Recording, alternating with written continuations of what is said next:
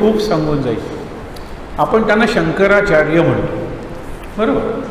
त्याच्यात 2 शब्द आहेत, शंकर आणि आचार्य, बरोबर.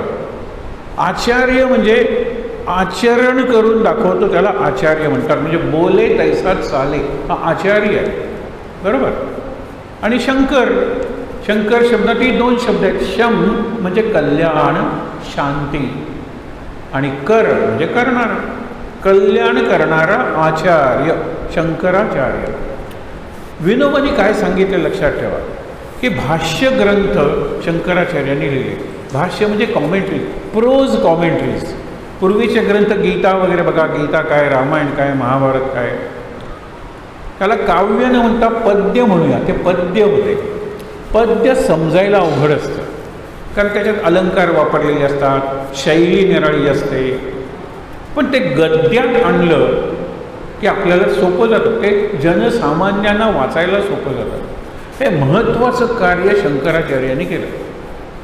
तो प्रसंग मी तुम्हाला सांगणार आहे, फार महत्त्वाचा प्रसंग. हे आपल्या एकंदर संस्कृतीच्या इतिहासातले गोल्डन मोमेंट्स, म्हणजे सुवर्ण क्षण आहेत. डोळे बंद करून ते चित्र जरी बघितलं तरी एवढी प्रेरणा मिळते.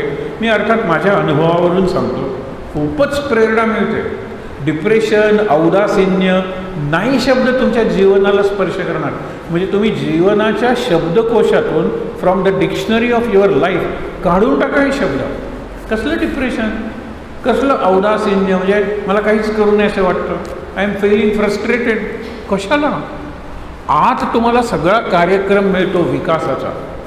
सहज सांगतो, विकासाची म्हणून सूत्र आहेत निर्णय. त्याच्यातलं पहिलं सूत्रच सांगतो, फार सुंदर आहे. वट बीज न्याय. वडाच्या झाडाला फळ असतं आणि त्या फळात त्याचं बीज असतं. हे आपल्यापैकी अनेकांना माहीतच नाही आहे. विशिष्ट सीझनमध्ये वडाच्या झाडाकडे की फळं पडलेली असतात आणि ती फळ फोडलं की त्याच्यात बीज असतं. ते बीज किती लहान असतं, आपण कोकणीत ज्याला सासवा म्हणतो किंवा मोहरी, मस्टर्ड सीड्स, तिळापेक्षा लहान. तीळ माहीत आहे आपल्याला. पण त्या तेवढ्या बीजात पुढचा संपूर्ण वटवृक्ष, त्या वटवृक्षाचा विकास, आणि वटवृक्षाला आपण अक्षय वट म्हणतो. म्हणून ती वटपौर्णिमा. माझं सौभाग्य अक्षय राहू दे, हा संदेश आहे. मग ते बायकांनीच कशाला करायचे, पुरुषांनी का नाही करायचे? आज आपण वनमहोत्सव वगैरे करतो की वटपौर्णिमाच आहे. तो अक्षय वृक्ष आहे. कारण का, की त्याच्या फांद्याला पारंब्या येतात, त्या पारंब्या जमिनीत जातात आणि नवीन वृक्ष तयार होतो. पण हा जो वृक्ष आहे, त्या वृक्षाचा विस्तार हल्लीच्या भाषेत सांगायचा असेल तर त्या विस्ताराचा, म्हणजे आपण डेव्हलपमेंट म्हणूया, from the seed to the fully grown tree, banyan tree, त्या बीजात तो प्रोग्राम ठेवलेला असतो. बीज उलगडत जातं, पहिल्यांदा अंकुर येतो, sprouting, then branches, then leaves, या सगळ्या गोष्टी येतात. एवढंसं बी. दिस इज द न्याय और सूत्र of development. There is no end to development. Sky is not the limit. हे मी तुम्हाला एका झाडाचं सांगितलं. एक वाक्य हल्ली आपल्याला माहीत आहे, काही काही मोबाईलवरून, स्मार्टफोनवरून सतत चांगले विचार येत असतात. आज एका माणसाचं मी कोट सर्कल म्हणून त्याचा ग्रुप आहे, आणि तो इतक्या छोट्या छोट्या गोष्टीत सांगतो की आपल्या जीवनात 3 प्रकारची माणसं येतात. The leaf people, the branch people and the root people. Leaf people हे फार सीझनल असतात. पतझड का मौसम, ऑटम वगैरे म्हटल्यानंतर ते पानं पडून जातात, त्यावेळेला तुम्हाला त्यांची गरज आहे का हे सुद्धा विचारत नाही. दे आर लीफ पीपल और leaf friends. Then branch. Branches have longer life, पण ते सुद्धा तुम्हाला प्रत्येक जीवनात, when you are in need, that branch may not help you.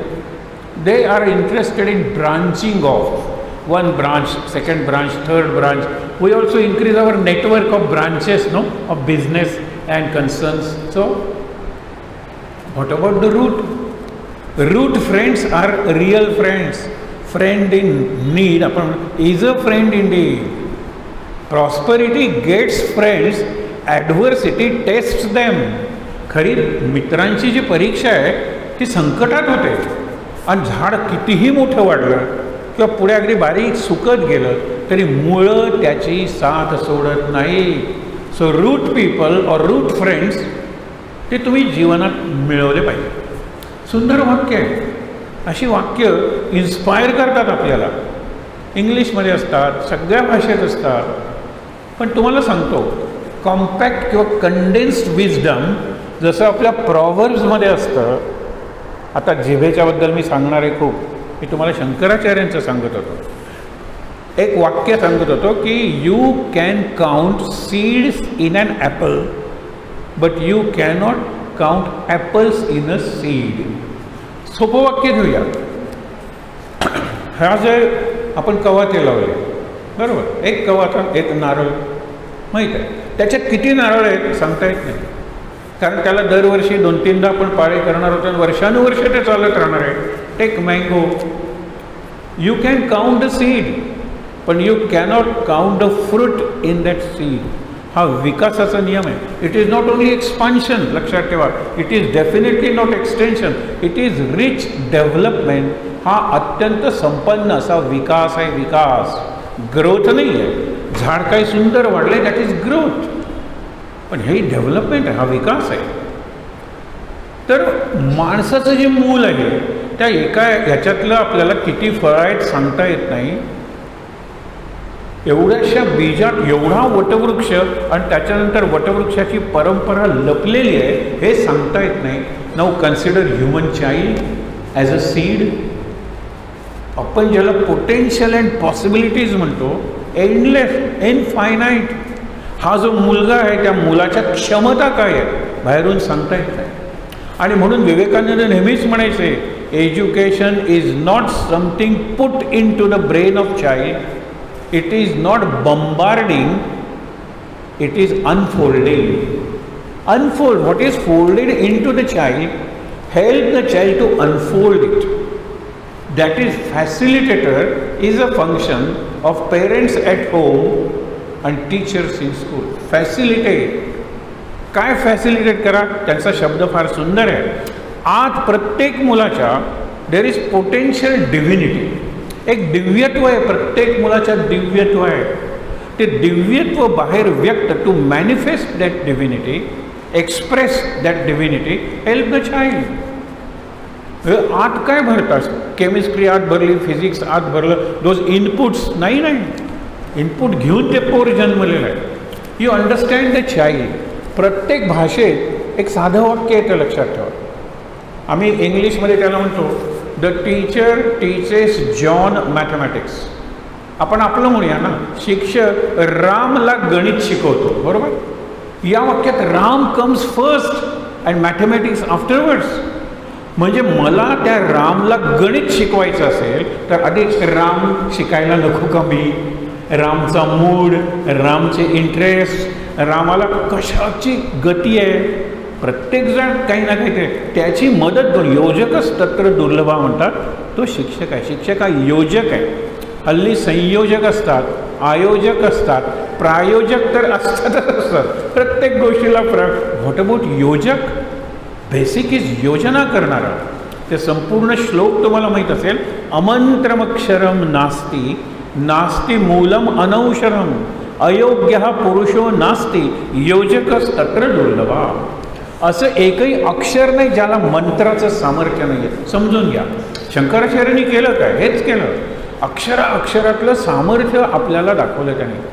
आणि अक्षराचा जो स्फोट होतो अर्थाचा, तो न्यूक्लिअर स्फोट, एक्सप्लोजन काहीच नाही.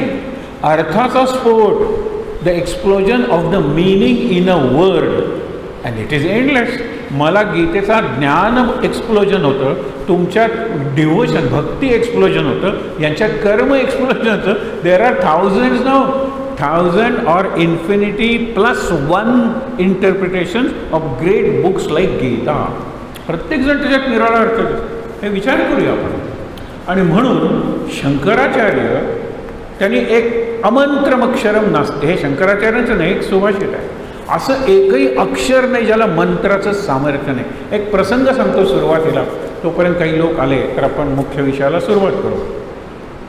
एक मुलगा 4थीतून 5वीत आला. आमच्या शाळेत सगळी 4थी मराठीची मुलं 5वी इंग्रजीत यायची. त्यांना putting them at ease, winning over their hearts and minds, that was the first challenge. आणि हे आपण आता लक्षात घ्या. आज या हॉलमधून बाहेर जाऊ तेवढ्या डिक्शनरीतून काही शब्द काढणार आहोत, त्याच्यातला प्रॉब्लेम हा शब्द आपण काढून टाकणार आहोत. Replace it by challenge. मुलं अभ्यास करत नाहीत. Is it a problem? No, it's a challenge. Meet the challenge, because in every challenge there is the hope, there is a promise and there is an opportunity. लक्षात ठेवा. Problem म्हणलं की सगळी negativity घेऊ. प्रॉब्लेम, पेरेंट्स येत नाहीत, problem problem problem, काढून टाका शब्द डिक्शनरीतून. अगदी मी अजून 4-5 शब्द तुम्हाला सांगणार आहे आज आणि उद्या. हे आयुष्याच्या जीवनाच्या डिक्शनरीतून काढून टाका. थोडासा अनुभव घेऊन सद्गुरूंच्या समोर बसून, आणि हे सद्गुरूंचे सद्गुरू आहेत, त्यांच्या पायाशी बसून मी तुम्हाला सांगतो, काढून टाका ते शब्द. आनंदात राहता येईल. आनंदात राहायला खरं एक पैसाही लागत नाही आणि कुठला ॲपरेटसही लागत नाही. म्हणजे प्राणायाम करायला निदान बोटं आणि नाक तरी लागतं. मेडिटेशन करायला काय लागतं सांगा बरं? What is required? नाही. आणि तेच आनंदाकडे नेणारी गोष्ट आहे. That process and not procedure. Procedure is technique, process. तिथे खरा मी व्यक्त होतो. That process is important. तर गंमत बघा, शंकराचार्यांच्या जीवनात जन्मापासून थोडक्यात सांगतो, कारण चरित्र कळलं ती छोटीशी 4च कडवी आहे. आपला विषय संपला तर एका तासात संपणार आहे, पण अर्थ दिला आहे, फार बरं केलं ते. आज हे कागद आपण परत देणार आहोत, उद्या प्रसाद म्हणून घेऊन जाणार आहोत, आणि जिभेला हे सांगूया आपण. खूप चांगला विषय आहे हा, शंकराचार्यांचा विषय.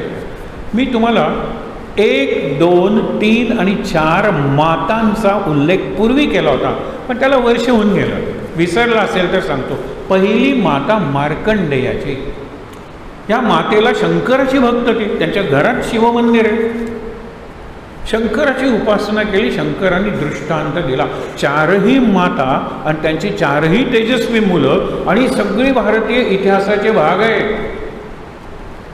तर प्रश्न एकच विचारला शंकराने, तुला दीर्घ आयुष्य असलेला मंदमती किंवा मूर्ख मुलगा पाहिजे का कमी आयुष्य असलेला तेजस्वी मुलगा पाहिजे? या 4ही मातांनी उत्तर दिलं, आयुष्य कमी असलं तरी चालेल, पण मला तेजस्वी, अत्यंत विद्वानापेक्षाही मेधावान, आतून बुद्धी त्याचा विकास होईल. पहिलं मार्कंडेय, 12 वर्षाचं आयुष्य. शंकरांनी सांगितलं तथा असतो, मुलगा होईल, तेजस्वी होईल आणि 12 वर्षांचं आयुष्य. मातेनं काय विचार केला? शंकरांनी जर 12 वर्ष सांगितले तर 11 वर्ष भीतीचं काही कारण नाही आहे. 11 वर्ष तिने मुलासारखं त्याला वाढू दिलं, खेळू दिलं, निरनिराळ्या गोष्टी. 11वा वाढदिवस झाल्यानंतर, वाढदिवस शब्द मी मुद्दामून वापरतो आहे, आपला वाढदिवसाचा जो मंत्र आहे तो मार्कंडेयाचा मंत्र आहे. आपण मुलांना नुसतं चिरंजीव भव म्हणतो, पण चिरंजीव मार्कंडेय आहे. सप्तैते चिरंजीवीना 7 चिरंजीव सांगितले, त्यातला 8वा नंतरचा मार्कंडेय आहे, की ज्याचा जो मंत्र आहे तो कुठेही तुम्हाला गुगलवर वगैरे मिळेल. वाढदिवसाच्या दिवशी तो मंत्र, त्याचा अर्थ मुलांना सांगूया. तर 11व्या वाढदिवसानंतर ती म्हणाली, आता तू शंकराच्या ही जी पिंडी आहे त्या किंवा शिवलिंग, त्याला मिठी मारून बसायचं, त्याच्या जवळ बसायचं, त्याला स्पर्श करून बसायचं. मी शंकराला ज्या वेळेला अभिषेक करेन ती तुझी अंघोळ असेल. मी शंकराला जो नैवेद्य दाखवेन ते तुझं जेवण असेल, कारण नैवेद्याचं ताट तूच जेवायचं आहे. शंकराला मी सकाळी भूपाळी म्हणून उठवेन ती तुझ्यासाठी असेल, आणि रात्री शेजारते किंवा अंगाई म्हणून झोपवेन बाळा ती तुझ्यासाठी असेल. मी शंकरासाठी जे जे करेन ते तुझ्यासाठी. काय संस्कार आहे लक्षात ठेव. आणि ते बाळ, that Markandeya at the age of 12 got fully identified with not that Shiva linga but Shiva as Shakti. Shivashakti linga तो हे करून बसत होता. वेळ झाली, काळ आला. काळ आणि वेळ आल्यानंतर माणूस जगत नाही. पहिल्यांदा यमदूतांना पाठवतो, आणि मूर्तीला जर घट्ट धरलंय तर तो कसं सोडणार आहे? आणि शंकराला ज्यांनी धरलंय त्याला यमदूत काय करणार आहे?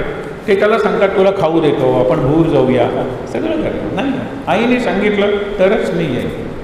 आता वेळ जवळ लागते, काळ आणि वेळ. त्यावेळेला ते यमालाच बोलवतात, आम्हाला हे काही पोर, याला पाश कुठे टाकायचा? तो पाश शिवलिंगावर पडला तर आम्ही इथेच मरून जाऊ. यम येतो. यम पहिल्यांदा त्यांच्यासारखंच त्याला आमिष दाखवतो, लाडी गोडी की बाबा रे ये, हे करतो, तुला देतो, चल. नाही ते पोरं. आता तो चिडून म्हणतो की आता एका क्षणाचा जर उशीर झाला तर तुला मारता येणार नाही आम्हाला, तू चिरंजीव होणार आहेस. म्हणून तो टाकायला जातो यम आपला पाश. इतक्यात त्याच्यातून शंकर येतो साक्षात त्रिशूळ घेऊन. आणि तो संवाद फार महत्त्वाचा आहे. तू कोणाची देवता आहेस? यम म्हणतो मी मृत्यूची देवता आहे. मी कोणाचा देव आहे? काळाचा देव आहे, मी महाकाळ आहे. हां, तेव्हा तू कॅपिटल आहे, मी तू स्मॉल आहेस. तेव्हा नमस्कार केला यमाने. पुन्हा तुझ्या वाटेला कधी येणार नाही, म्हणजे तू चिरंजीव होशील, असा वर देऊन निघून गेला. ही पहिली माता शंकराचा वर. आपण शंकराचार्यांचंच चरित्र बघतोय, एक लक्षात ठेवा. दुसरी माता शंकराचार्यांची आर्यंबा. ती अशी शंकराची उपासना करणारी शिवगुरू. त्याचा आश्रमच शंकराचार्यांचा. इथे नावसुद्धा ओम नमः शिवाय मंत्र का नाही म्हणत जिवे तू, असं म्हणलेलं आहे. पण ठीक आहे. आली स्वप्नात शंकराची मूर्ती. हाच प्रश्न की अल्पायू पण बुद्धिमान, दीर्घायू पण बुद्धू मूर्ख. ते पटकन उत्तर, मला अल्पायू चालेल पण मला बुद्धिमान पुत्र पाहिजे. आपण म्हणतो ना पुत्र व्हावा ऐसा गुंडा, त्याचा त्रैलोकी झेंडा. झेंड्याला यमक म्हणून गुंडा वापरले. सध्याचा अर्थ घेऊ नका, लक्षात ठेवा की त्रैलोकी झेंडा, त्रिलोक जिंकले पाहिजेत त्याने. झालं. आयुष्य 16 वर्षांचं मिळालं शंकराचार्यांना. 16व्या वर्षापर्यंत काय करतील हा इतका बुद्धिमान. 6व्या वर्षापर्यंत वडिलांनी त्याला वेद वगैरे शिकवले, ते त्यांनी मुखोद्गत म्हणजे पाठ केले. 6व्या वर्षी वडील गेले. पुढचं भरभर सांगतो. 8व्या वर्षी याने आईला सांगितलं काय की मला संन्यास घेण्याची प्रेरणा होती. ॲट द एज ऑफ 8, ज्या वेळेला आपण तिसरीत असतो, तिसरीत आपल्याला संन्यास शब्द तरी लिहिता येईल का? मला आतून प्रेरणा होते संन्यास घ्यायचा आहे. आई काय सांगते, आपण नंबूद्री ब्राह्मण. ब्राह्मणांच्यात सुद्धा काही कॅटेगरी आहेत, त्या जरा सुपिरियर आहेत बुद्धिमत्तेच्या पातळीवर. महाराष्ट्रातले कोकणस्थ, तेलंगणातले तैलंगी ब्राह्मण आणि केरळमधले नंबूद्री ब्राह्मण अत्यंत बुद्धिमान. हा कॉम्प्रोमाइजच नाही, कशाशी नाही. No principle will be compromise. ज्ञान ज्ञान ज्ञान. तर असं होतं. ते इतके कर्मठ आहेत की भाऊ, वडील, पती आणि मुलगा याखेरीज परपुरुषाचा स्पर्श नाही बाईंना. हे त्यांचा नियमच होता. आणि रोज नदीचं पाणी आणायचं, देवाची पूजा आणि स्वयंपाक त्या पाण्याचा करायचा. घरापासून नदी दूर आहे. तुम्ही मुद्दामून जर कधी गेलात, केरळमध्ये आपण जातोच, केरळ गॉड्स ओन लँड. आता काय राहिलं आहे तिथे तुम्ही बघा, वाईट वाटतं कधी कधी. परंतु तिथे कोची नावाचं गाव आहे, जिथे आपण जाणारच आहोत खरेदीला, कारण खूप मोठे मॉल्स वगैरे आहेत. तिथून अर्ध्या तासाच्या अंतरावर कालडी नावाचं गाव आहे, जे शंकराचार्यांचं जन्मस्थान आहे. आत्ता मी सांगतो हा प्रसंग घडलेला असला पाहिजे, आपल्याला आज दिसतो ना तो डोळ्याने. आई काय म्हणाली की तुला माहीत आहे की नदीवरून पाणी आणताना मला भोवळ येते आणि वाटेत मी बसते, तुला मी घेऊन जाते आणि तू मला हाताला धरून घेऊन येतो. तू जर संन्यास घेतलास तर मी कुणाचा स्पर्श, आम्हाला पती गेलेला आहे, भाऊ नाही आहे, मुलगा, तूही जातोस, मग मी आणू कसं ते पाणी? डिफिकल्टी लक्षात आली त्या मुलाच्या. रात्री मध्यरात्री हा उठतो. पेरियर नावाची नदी आहे ती आणि अशी वाहते. इकडे आश्रम आहे मुद्दामून आणि आपल्या डोळ्यात येतात ती अशी वळते आणि आश्रमाच्या पायऱ्याजवळून व्हायला लागते. पूर्णाष्टक, अष्टक म्हणून प्रसिद्ध ही सगळी, आपण त्याच्यावरही कधी विषय घेऊ शकतो. 8 श्लोकात त्यांनी सांगितलेले, माझी माता आहे ना ती माझी माता आहे, पण तू लोकमाता, तू लोकमाता सरिता. आईने दूध देऊन माझं पोषण केलं, पण तू साक्षात जीवन देतेस समाजाला. तेव्हा या 8 वर्षाच्या मुलाची प्रार्थना ऐक. आणि माझी जी माता आहे तिची अडचण तुझ्या लक्षात येईल, जरा जवळून व्हा ना, ही प्रार्थना आहे. आणि ती वळली. आता तुम्ही जिओलॉजिकली काही एक्सप्लेनेशन द्या, जिओलॉजिकली ठीक आहे ना, तेही ठीक आहे. अशी व्हायला लागलेली. पावसाळ्यात आता तर अगदी तिथे पाणी लागतंच तिथे. त्याच्यात मगरी आहेत, क्रोकोडाईल्स.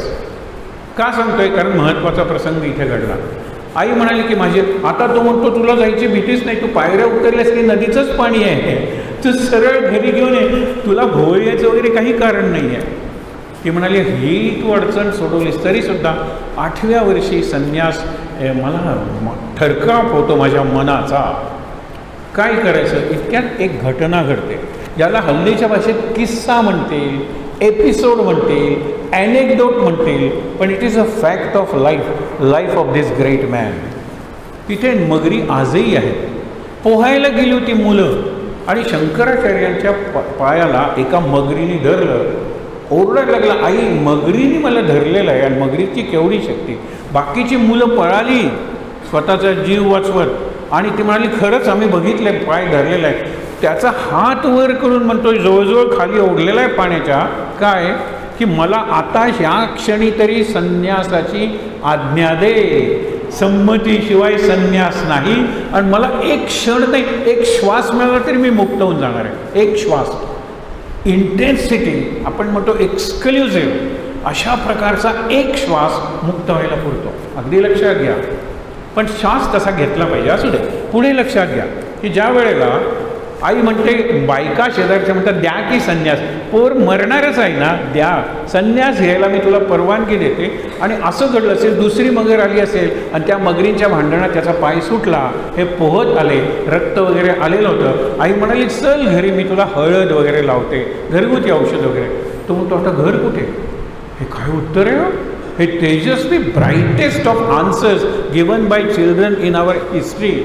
एक ध्रुव आहे, एक प्रल्हाद आहे, एक नचिकेता आहे, एक एकलव्य आहे, एक लहानपणीचा अर्जुन आहे आणि एक अभिमन्यू आहे. आणि जीवनातल्या क्रायसिसमध्ये जी उत्तरं दिलेली आहेत प्रश्नाला, आजही ती ताजी आहेत. It is ever fresh, ever green and ever guiding humanity.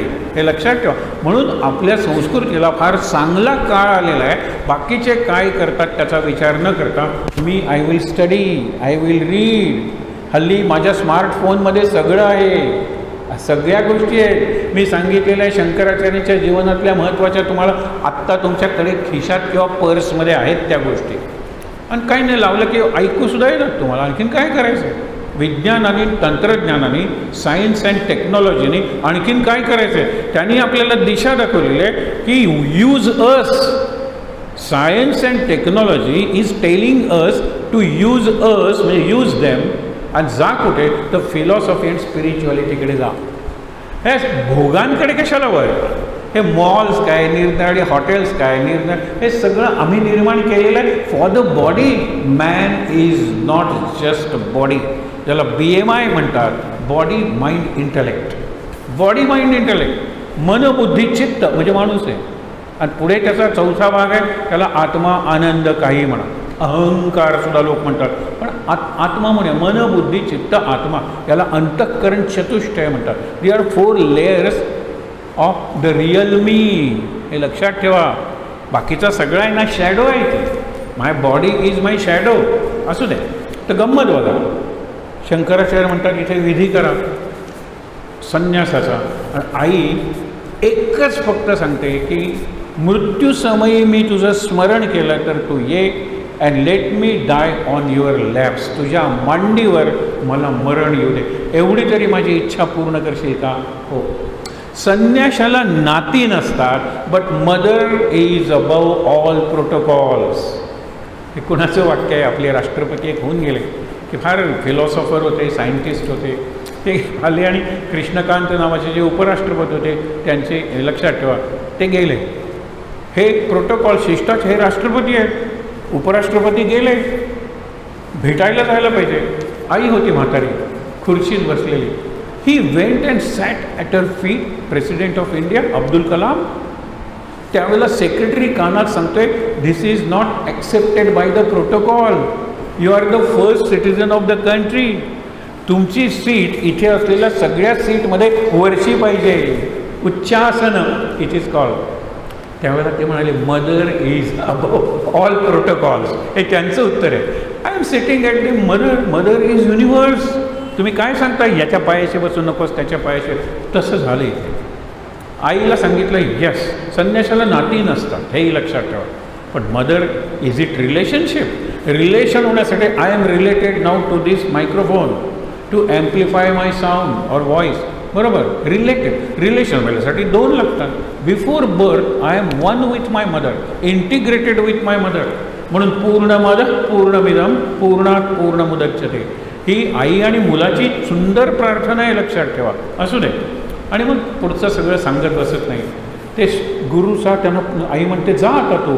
ते म्हणतात तुझा अंत्यकाळ मला कळणार आहे, मी येईल आणि माझ्या मांडीवर तुझं मरण येईल. एक सहज गंमत तुम्हाला सांगतो. संन्याशाने आईचा अंत्यसंस्कार करायचा नसतो. तू आलास हे भावना ठीक आहे, पण लोकांच्या म्हणजे काय नियम काय, आम्ही तिचा अंत्यसंस्कार करणार. तो म्हणाला मी आईला वचन दिलेलं आहे की ती जोपर्यंत her bodily presence is there I will give her company in her last moments. मी करणार तिचा. त्यांनी नाही म्हटल्यानंतर त्यांनी शरीराच्या आईच्या 3 भाग केले असं एक आख्यायिका आहे. तिला आईची बॉडी त्यांना घेऊन जाता येईना. त्यांचं वय त्यावेळेला जास्त नाही, 16+16 पुढे त्यांना मिळालं. ते बघूया, ते गंमत बघा. ज्या वेळेला असे 3 अजूनही आपण ज्या वेळेला प्रेत चितेवर ठेवण्यापूर्वी असे दर्भानी त्याचे 3 भाग करतो, ती ही परंपरा आहे. त्यांनी केली आईचा अंत्यसंस्कार. म्हणाले आई आई आहे ना, जाऊ दे, हा प्रसंग संपला. त्यांना 8व्या वर्षी ज्यावेळेला त्यांनी हे घेतलं, संन्यास घेतला, आतून प्रेरणा झाली की ये मी तुझ्यासाठी थांबलोय, गुरु बोलवतोय. त्यांनी ध्यान लावलं, तपश्चर्या आपण म्हणतो ना, आणि त्यांनी अंतर्ज्ञानाने ओळखलं आपला गुरु हा नर्मदेच्या काठी एका गुहेत आहे. केरळ कुठे आणि नर्मदा म्हणजे गुजरात कुठे हे बाळ चालायला लागलं. वाटेत खूप प्रसंग घडले ना. आणि मी माझं वाक्य सांगत नाही, I am quoting Nani Palkhivala who was committed to knowledge. He was not committed to any party, any color, any community, creed or caste. नाही, ज्ञानाशी लग्न लागलेलं होतं. He was wedded to knowledge. त्यांनी हा सगळा अभ्यास केला आणि त्यांचं वाक्यांत किती सुंदर लॉजिकल आहे ते, की शंकराचार्यांचा इतका बुद्धिमान पूर्वी कधी जाणार नाही आणि नंतर कधी होणार नाही. आता तुम्ही पूर्वी कधी झाला नाही ठीक आहे, यू हिस्टॉरिकल स्टडी, पुढे कधी होणार नाही हे तुम्ही कसं सांगू शकता. त्यांचं तत्त्वज्ञान काय, अद्वैत तत्त्वज्ञान. एकच ती रियालिटी आहे, सुप्रीम रियालिटी का परब्रह्म एक आहे आणि बाकी सगळं त्या परब्रह्मापासून निर्माण झालेलं आहे. आता ह्याच्या वरचा सिद्धांत सांगता येईल का ह्युमन इंटेलेक्ट? अद्वैताच्या वरचा सिद्धांत सांगा. अद्वैत, द्वैताद्वैत, विशिष्टाद्वैत, मधुराद्वैत, दे आर डिफरंट शेड्स.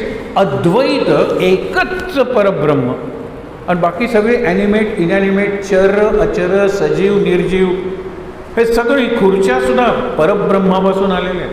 परब्रह्म एकच आहे आणि तो सगळा आपल्याचा सोर्स आहे, उगम. याच्यापेक्षा वरचा सिद्धांत ह्युमन इंटेलेक्टला कधी सुचेल का? आईन्स्टाईनचं इक्वेशन असू दे किंवा अगदी अल्ट्रा मॉडर्न फिजिक्स असू दे, क्वांटम फिजिक्स वगैरे, नाही, याच्या वरचा सिद्धांत नाही. आणि तो त्यांनी प्रपाऊंड केला, मांडला जगासमोर. आणि किती सोपा सिद्धांत आहे. आपले सगळे संत ज्ञानेश्वर, तुकाराम, एकनाथ सगळे अद्वैतवादी आहेत. आणि मुख्य म्हणजे विवेकानंद अद्वैतवादी आहे, रामकृष्ण अद्वैतवादी. अनेक देवांची पूजा करा ना, पण देव हा अल्टिमेट पॉईंट नाही आहे. Brahma Vishnu Mahesh is the first step down from the परब्रह्म, परमात्मा, परमेश्वर और पराशक्ती. व्हॉट एवर पर और परम इज द अल्टिमेट. माझ्याकडून अल्टिमेट आणि त्याच्याकडून द फर्स्ट फ्रॉम परब्रह्म side and the last from my side. एकच आहे. What is first is the last. सगळीकडे पसरलेलं आहे. हे तत्त्वज्ञान मी सांगत नाही, हे शंकराचार्यांनी सांगितलं. त्यांना ती प्रेरणा झाली आणि ते शोधत आले. बाकीचे चमत्कार त्यांच्या जीवनातले सांगत नाही. And he stood at the, आपण म्हणतो ना, entrance of that big cave. Govind Yati, त्यांचे गौडपाद, ही परंपरा सांगितली जाते. मग पुढे व्यास वगैरे हीच परंपरा आहे. पण गौडपाद, गोविंदपाद आणि यांना शंकर भगवतपाद असे, पाद म्हणजे पादपूजा आपण करतो ना, पाद म्हणजे पाय. तर कल्पना करा, सगळे शिष्य म्हणत होते तुम्ही आता खूप म्हातारे झालेला आणि आपल्याकडे एवढे ग्रंथ आहेत, all are in the verse form. Verse म्हणजे पद्य. आम्ही ते सोपं करून सांगतो ना संस्कृतमध्येच. परवानगी द्या. ते म्हणाले वेट. भाष्य म्हणजे कॉमेंट्री इन प्रोज करणारा यायचा आहे माझा शिष्य. आणि ज्यावेळेला 9 वर्षाचा मुलगा उभा राहिला, ही इज द वन. सगळेजण तिथे 90 वर्षाचे लोक होते की हो, ते 9 वर्षाचा, he will write the commentary. Yes म्हणाले. तू कोण आहेस रे? आत्मपरिचय करून दे. आणि हे जे अमर त्यांचं जे स्तोत्र आहे, चिदानंद रूप शिवोहम शिवोहम. मी शरीर नाही आहे, मी इंद्रिय नाही आहे, मला जात नाही आहे, कारण मी जात नाही, मी जन्मलेलो नाही आहे. मी जन्मलेलो नाही म्हणून मला आई वडील नाही आहे, मला नाती नाहीत, मला धर्म नाही, मला देश नाही, असं सांगत सांगत मी आहे कोण? चिदानंद रूप शिवोहम शिवो. मी सच्चिदानंद आहे. हे त्या 9व्या वर्षाच्या मुलाने उत्तर दिल्यानंतर सगळ्यांना त्यांचा अधिकार पटला. आणि मग त्यांनी भाष्यग्रंथ वगैरे लिहिले. म्हणून पहिलं वाक्य तुम्हाला सांगितलं होतं आचार्य विनोबा भावेंचं, की Shankaracharya, there are 2 words, Shankar आणि आचार्य. आचार्य म्हणजे आचरण करून दाखवला, म्हणजे what he preaches he practices. नुसतं प्रीचिंग अँड प्रॅक्टिस निराळा असं काही नाही आहे. जे तो सांगतो त्याप्रमाणे वागतो, त्याला आचार्य म्हणायचं. त्यांनी भाष्यग्रंथ लिहिले नसते ना तर ते आचार्य झाले नसते. पण त्यांनी जिव्हा प्रार्थनासारखी स्तोत्र रचली नसते तर ते शंकरच झाले नसते. शंकर म्हणजे लोकांचं कल्याण करणारे. सामान्य माणसांचं या आरती वाङ्मय जेवढं आपण आरती फक्त म्हणतो. We have made aarti a performance item. आता आरतीचा सीझन आला की गडगड गडगड आरती, ठीक आहे हो, दॅट इज परफॉर्मन्स ऑफ आरती. पण आरतीमध्ये 2 शब्द आहेत, 2 अर्थ आहेत. एक आर्त भाव असल्याशिवाय आरती म्हणताच येणार नाही आणि समजणार नाही. द इसेन्स ऑफ एनी आरती, मग गणपतीची असू दे किंवा आपले स्वामींची असू दे, राघवेंद्र स्वामींची, प्रत्येकाची आरती आहे. आर्त भाव पाहिजे. आणि आर्त भाव सायलंट आहे, आतून येतोय तो मला कळला पाहिजे. मला I should feel it, I should experience it, आणि I should realise it. Realise म्हणजे साकार झाला पाहिजे तो भाव, तर मला आरती कळेल. आणि दुसरी आ रती. रती म्हणजे आवड, आणि आ म्हणजे सर्व बाजू. सर्व बाजूनी मला माझ्या सद्गुरूंची आवड आहे आणि ही त्यांचं वर्णन करणारी आरती आहे. मी किती तन्मय झालो पाहिजे सांगा. आरती गायन आहे का? एका अंगाने आहे. आरती भजन आहे का? एका अंगाने आहे. आरती आत्ता सामूहिक असा परफॉर्मन्स आहे का? एका अंगाने सांगतोय. पण the essence of aarti, the heart of aarti, हा एक आर्त भाव आहे. आणि माझा सगळा भाव परमेश्वरावर ठेवून मी ह्या आरती म्हणतोय. म्हणून आरती वाङ्मय, स्तोत्र वाङ्मय. आपण मनाचे श्लोक म्हणतो, दासबोधापेक्षा मनाचे श्लोक लोकांना माहीत असतात. पण जिथे जिथे मराठी माणूस आहे, जगातल्या सर्व देशात मराठी बोलणारी माणसं आहेत, सर्व देशात.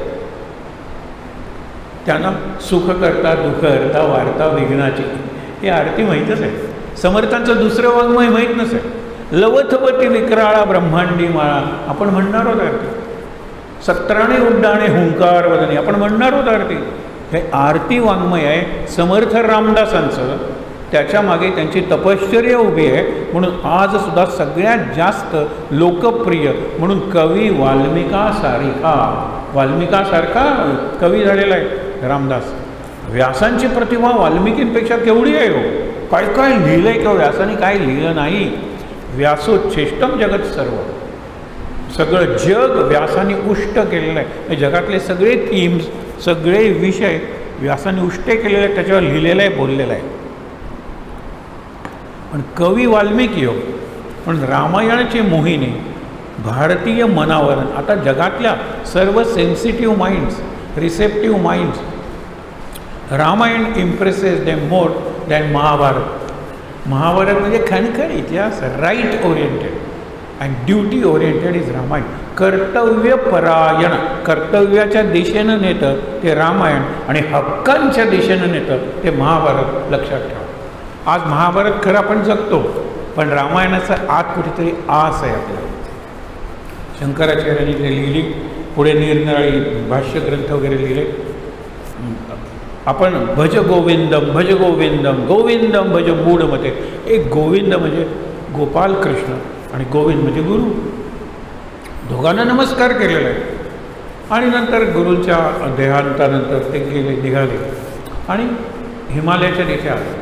इथे एक चित्र शंकराचार्यांचं डोळे बंद करून बघावं. दक्षिणामूर्ती स्तोत्रातला हा मंत्र आहे. चित्रम वट तरोर मूले. चित्र डोळ्यासमोर आणा. एक वडाचं झाड आहे. वट तरोर मूले. वडाच्या छायेत एक सत्संग चालू आहे. आत्ता जसा चालू आहे सत्संग चालू आहे. त्या सत्संगाचं वैशिष्ट्य काय? चित्रम वट तरोर मूले वृद्धा शिष्या गुरुर युवा. शिष्य वयाने मोठे आहेत आणि गुरु वयानं लहान आहे. वयानं म्हणजे ज्ञानानं का? नॉट नेसेसरीली, पण जीवनाच्या अनुभवानं का? त्यांचं लग्न कुठे झालेलं होतं, त्यांच्या शिष्यात वगैरे सगळ्या आश्रमातले लोक होते. लक्षात ठेवा, चित्रम वटतरोर मूले वृद्धा शिष्या गुरोर युवा. आणि पुढे तर गंमतच आहे, मौनम व्याख्यानम. गुरु बोलतच नाही आहे काही. गुरुचे काय? मौनम व्याख्यानम. प्रवचन हे मौन आहे. आपण म्हणतात ते पुढे संशय जे आहेत ना, शिष्यास्ते छिन्न संशया गुरोस्तु मौनम व्याख्यानम शिष्यास्ते सर्व और छिन्न संशया. त्या शिष्यांच्या मनातले सगळे डाऊट्स क्लिअर होत आहेत. गुरु एक अक्षर बोलत नाही आहे. With eyes closed and in that lotus posture, त्या पद्मासनात फक्त गुरु बसलेला आहे. हे कसलं प्रवचन आहे सांगा बरं? हे कसलं शिक्षण आहे? This is the highest order of education. शब्दांची गरज नाही. प्रार्थना, mute prayer is the best prayer. पहिल्यांदा मी देवाकडे बघितलं, त्यांनी माझ्याकडे बघितलं. मी मनातल्या मनात काहीतरी सांगितलं, त्यांनी मनातल्या मनात काहीतरी सांगितलं. मी गप्प बसलो त्यावेळेला तो बोलत होता, तो बोलायला लागला त्यावेळेला मी गप्प बसलो.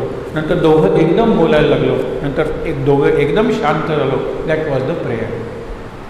शांत झालो तरच प्रेयर आहे. शब्दातली प्रेयर असेल तर जे मराठीचे किंवा लँग्वेजचे प्रोफेसर्स आहेत, they will compose the best prayer. Words are not necessary for a prayer, not even a tune. Heart to heart, अर्थ वगैरे आलं की हेड आलं. Heart to heart communication is the best prayer. शंकराचार्यांचं 16वं वर्ष एक महत्त्वाचा प्रसंग घडत होता. ब्रह्मसूत्रावरती प्रवचन करत होते. ही 555 सूत्रास म्हणजे फॉर्म्युले. त्याच्यावर सध्या रशियासारख्या, चीनसारख्या देव धर्म देश काही न मानणाऱ्या ह्याच्यावर संशोधन कुठल्या अंगानं चालू आहे, ज्याला आपण न्यूक्लिअर प्रिन्सिपल्स म्हणतो. अणूची गृहीत किंवा गुपित अणूची secrets of atomic power, nuclear power, त्या दृष्टीने ते अभ्यास करत आहेत. कोण? लँग्वेज कशी तयार झाली, ग्रामर कसं तयार झालं याचा अभ्यास करत आहेत. ज्ञानाचा विकास कसा झाला असं कोणी अभ्यास करत आहेत. अशी ती ब्रह्मसूत्र आहेत. त्या ब्रह्मसूत्रावर प्रवचनं करत होते शंकराचार्य. सगळे बरेचसे लोक यायला लागले, साधू वगैरे. आणि एक अत्यंत वृद्ध माणूस शेवटी थांबायचा. सगळे गेल्यानंतर शंकराचार्य जायचे आणि त्यांना नमस्कार करायचे. आणि तुम्हाला काही हवं आहे का? ते म्हणाले मला एक प्रश्न विचारायचा. प्रश्न विचारल्यानंतर शंकराचार्य म्हणायचे काय सुंदर प्रश्न आहे, मी उत्तर देतो. उत्तर दिल्यानंतर ती वृद्ध व्यक्ती म्हणायचे काय सुंदर उत्तर आहे. हा संवाद काही दिवस चालला आणि नंतर म्हणाले की मी तुला आणखीन 16 वर्षांचं आयुष्य वाढवून देतो. मी वेदव्यास आहे. ब्रह्मसूत्राची रचना मी केली, पण मला जेवढी सूत्र समजली नाही तेवढी तू इंटरनलाइज म्हणजे आत्मसात केलीस. You have become the master of my सूत्रास. मी 16 वर्ष देतो, पण एक अट आहे. No go to the south. हिमालयात साऊथ ऑफ इंडिया म्हणजे द एंटायर इंडिया, हिमालयाच्या साऊथला. आणि तू काय कर, ऑर्गनाइज. हे जे ज्ञान आहे ना ते ऑर्गनाइज कर. ऑर्गनायझेशन ऑफ रिलिजन आपला कन्सेप्टच नाही. चर्च वगैरे आपल्याकडे नाहीच आहेत. ते ऑर्गनाइज काय कर. त्यांनी 4 दिशांना 4 आश्रम केले. त्या प्रत्येक आश्रमाला एक शंकराचार्य आचार्य नेमला, ज्याला पीठाधीश म्हणतात. पण प्रत्येकाला एक एक वेद वाटून दिला की तुम्ही ऋग्वेदाचा अभ्यास करायचा, तुम्ही यजुर्वेदाचा, तुम्ही सामवेदाचा आणि तुम्ही अथर्ववेदाचा. प्रत्येक आश्रमाला वेद दिला. त्या वेदातलं महावाक्य म्हणजे आपण म्हणतो ना, अहम ब्रह्मास्मी अयमात्मा ब्रह्म तत्वम असी सर्वम खलु इदम ब्रह्म. हे एक एक वाक्य दिलं चिंतनासाठी.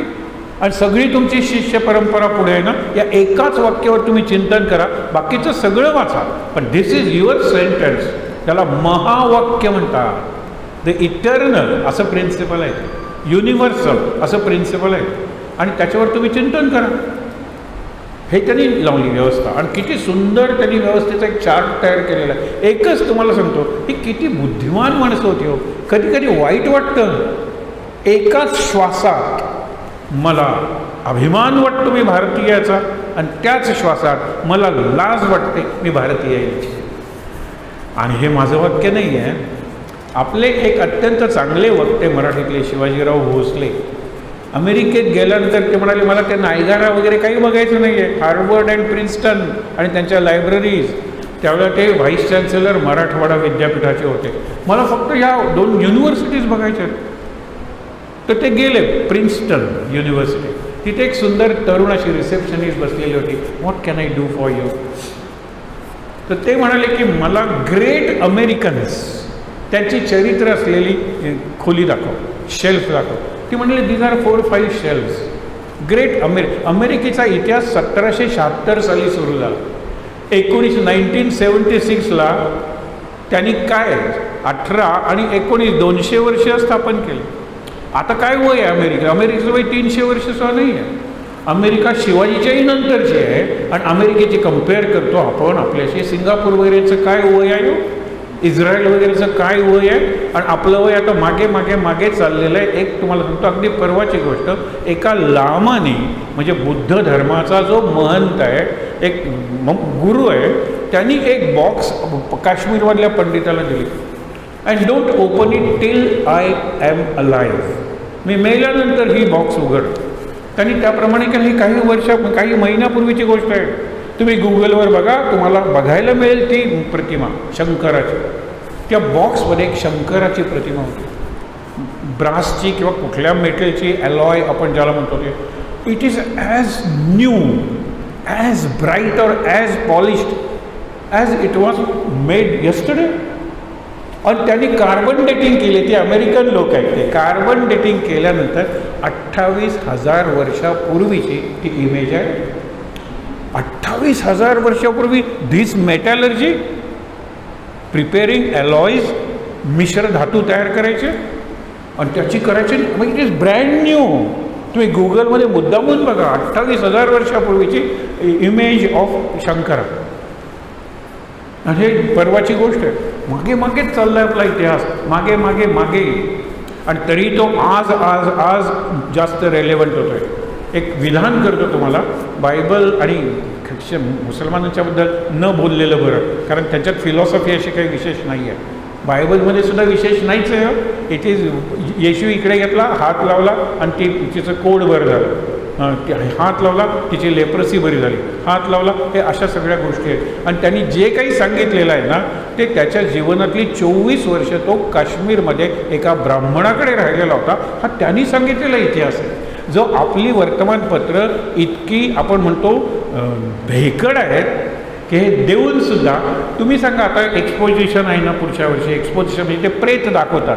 त्यावेळेला एक माणूस अजून जिवंत असेल, तो कॅथलिक आहे.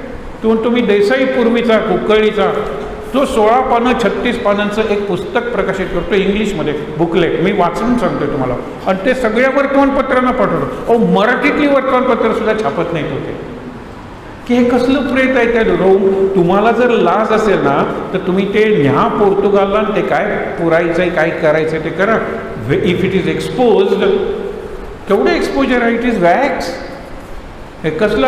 आणि ज्यांनी प्रचंड अत्याचार केले, आपण इन्क्विजिशन ज्याला म्हणतो, त्याचं प्रेम. मग किती गुलामी आहे, मेंटल स्लेवरी. याच्यासारखी स्लेवरी नाही. विवेकानंदांना राग यायचा या वृत्तीचा, खरंच सांगतो.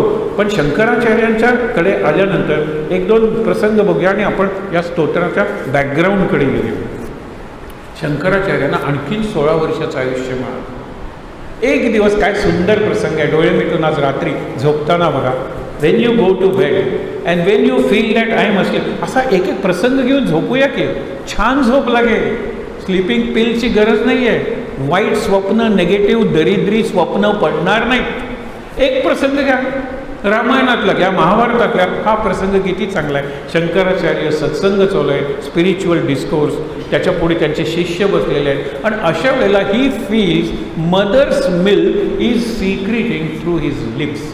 आईचं पिलेलं दूध ते आपल्या ओठातून यायला लागलेलं आहे. परत त्यांनी गिळालं, पुन्हा पुन्हा दॅट सिक्रेशन, जो स्राव तो यायला लागला. त्यावेळेला त्यांनी शिष्यांना सांगितलं, यू टेक ओव्हर. ते सुरेश्वराचार्य, मंडन मिश्र सिनियर होते, त्यांचं 16 वर्षाचं वय, त्यावेळेला त्यांचं ही वॉज 64, इतका फरक होता. यू टेक ओव्हर, मी जातो. आणि त्यांना सिद्धी सगळ्या प्राप्त होत्या. आकाश मार्गानं ते आले आणि आई Shankara Shankara Shankara, she was counting her last breaths, शेवटचे श्वास उरलेले होते. अशा वेळेला आई, मी आलेलो आहे, डोळ्यासमोर आणावर हा प्रसंग आज रात्री झोपताना. विशेषतः ते सांगतायत आईचं दूध त्यांच्या ओठातून येत आहे, ते गिळतायत आणि परत ते येत आहे. विचार करा. आणि ते येतात, आईचं मांडीवर घेतात. काय पाहिजे तुला आई? मला शंकराचं दर्शन पाहिजे. म्हणून जे ध्यानमंत्र आहे, निरनिराळ्या देवांची स्तोत्र आहेत, त्याची रचना, काही स्तोत्रांची रचना आईचा अगदी कोणत्याही क्षणी मृत्यू होईल अशा क्षणी मांडीवर घेतलेलं आईचं डोकं. आणि आई म्हणाली, शंकराचं दर्शन मला झालं, मला विष्णूचं दर्शन झालं, मला गणेशाचं दर्शन झालं. आणि हे सगळे मंत्र शंकराचार्यांच्या स्तोत्रसंग्रहात आहे. अप्रतिम. त्यांचं तुम्हाला एकच ओळ सांगतो, उद्यापासून बघा, प्रातस्मरामी हृदय संस्फुरद आत्मतत्वम. आणि एक 9वीच्या फिजिक्समध्ये आपण शिकलेलो आहे, ते तुम्हाला चित्र सांगतो. रेडिओ ॲक्टिव्ह एलिमेंट तुम्हाला माहीत असते की त्यांच्यातून alpha, beta, gamma, that radiation goes on. आणि ते रेडिएशन इतरांना त्रास देऊ नये म्हणून लेड म्हणजे शिस ज्याला म्हणतात, बेसिस्ट ऑफ द मेटल.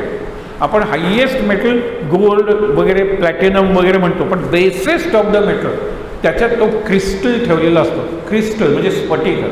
आणि त्यातून सतत अल्फा, बीटा, गॅमा अशा 3 प्रकारचे सरळ, म्हणजे आपण इडा, पिंगला, सुषुम्ना, व्हॉट एव्हर यू से.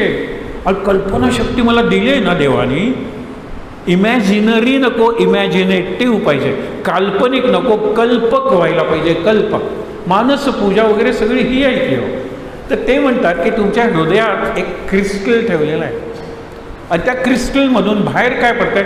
प्रातस्मरामी, स्मरण करा सकाळी. हृदयात संस्फुर, सतत स्फुरण होत आहे, आत्मतत्वाचं स्फुरण होत आहे. मी माणूस नाही, मी सामान्य माणूस नाही, माझ्या शरीराला ही उंची नाही, माझ्या शरीराला हे वजन नाही, माझं एवढं शिक्षण नाही, मला आई वडील, आत्मतत्व, मी आत्मा आहे.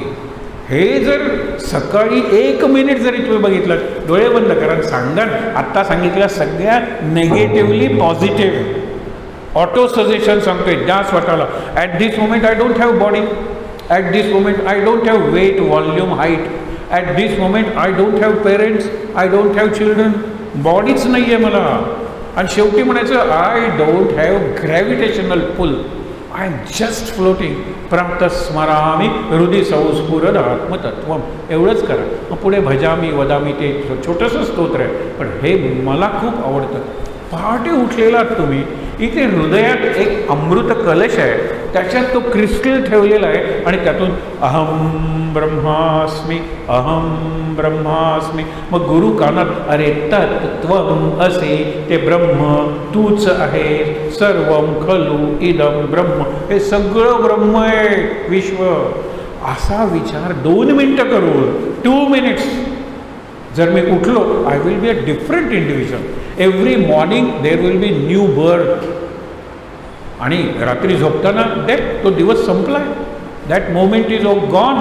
सकाळी उठलेलो आहे, मी नवीन झालेलो आहे, I am new born individual. आणि मी स्वतःचं स्वागत करतो. रजनीशांचा अशा वेळेला एखादा विचार आहे का की ते म्हणतात की I am new born means I rejoice, I celebrate. हे त्यांचे शब्द आहेत.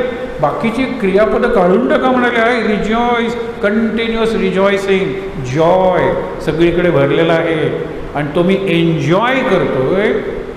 I have join the procession to eternity and immortality. मी अशी एक मिरवणुकीचा भाग आहे खूप चांगलं सांगता येण्यासाठी.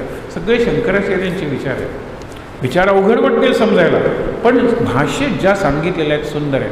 शंकराचार्यांच्या 1-2-3 स्तोत्रांचा उल्लेख करतो आणि आपण जिव्हा स्तोत्र वाचूया पहिल्यांदा.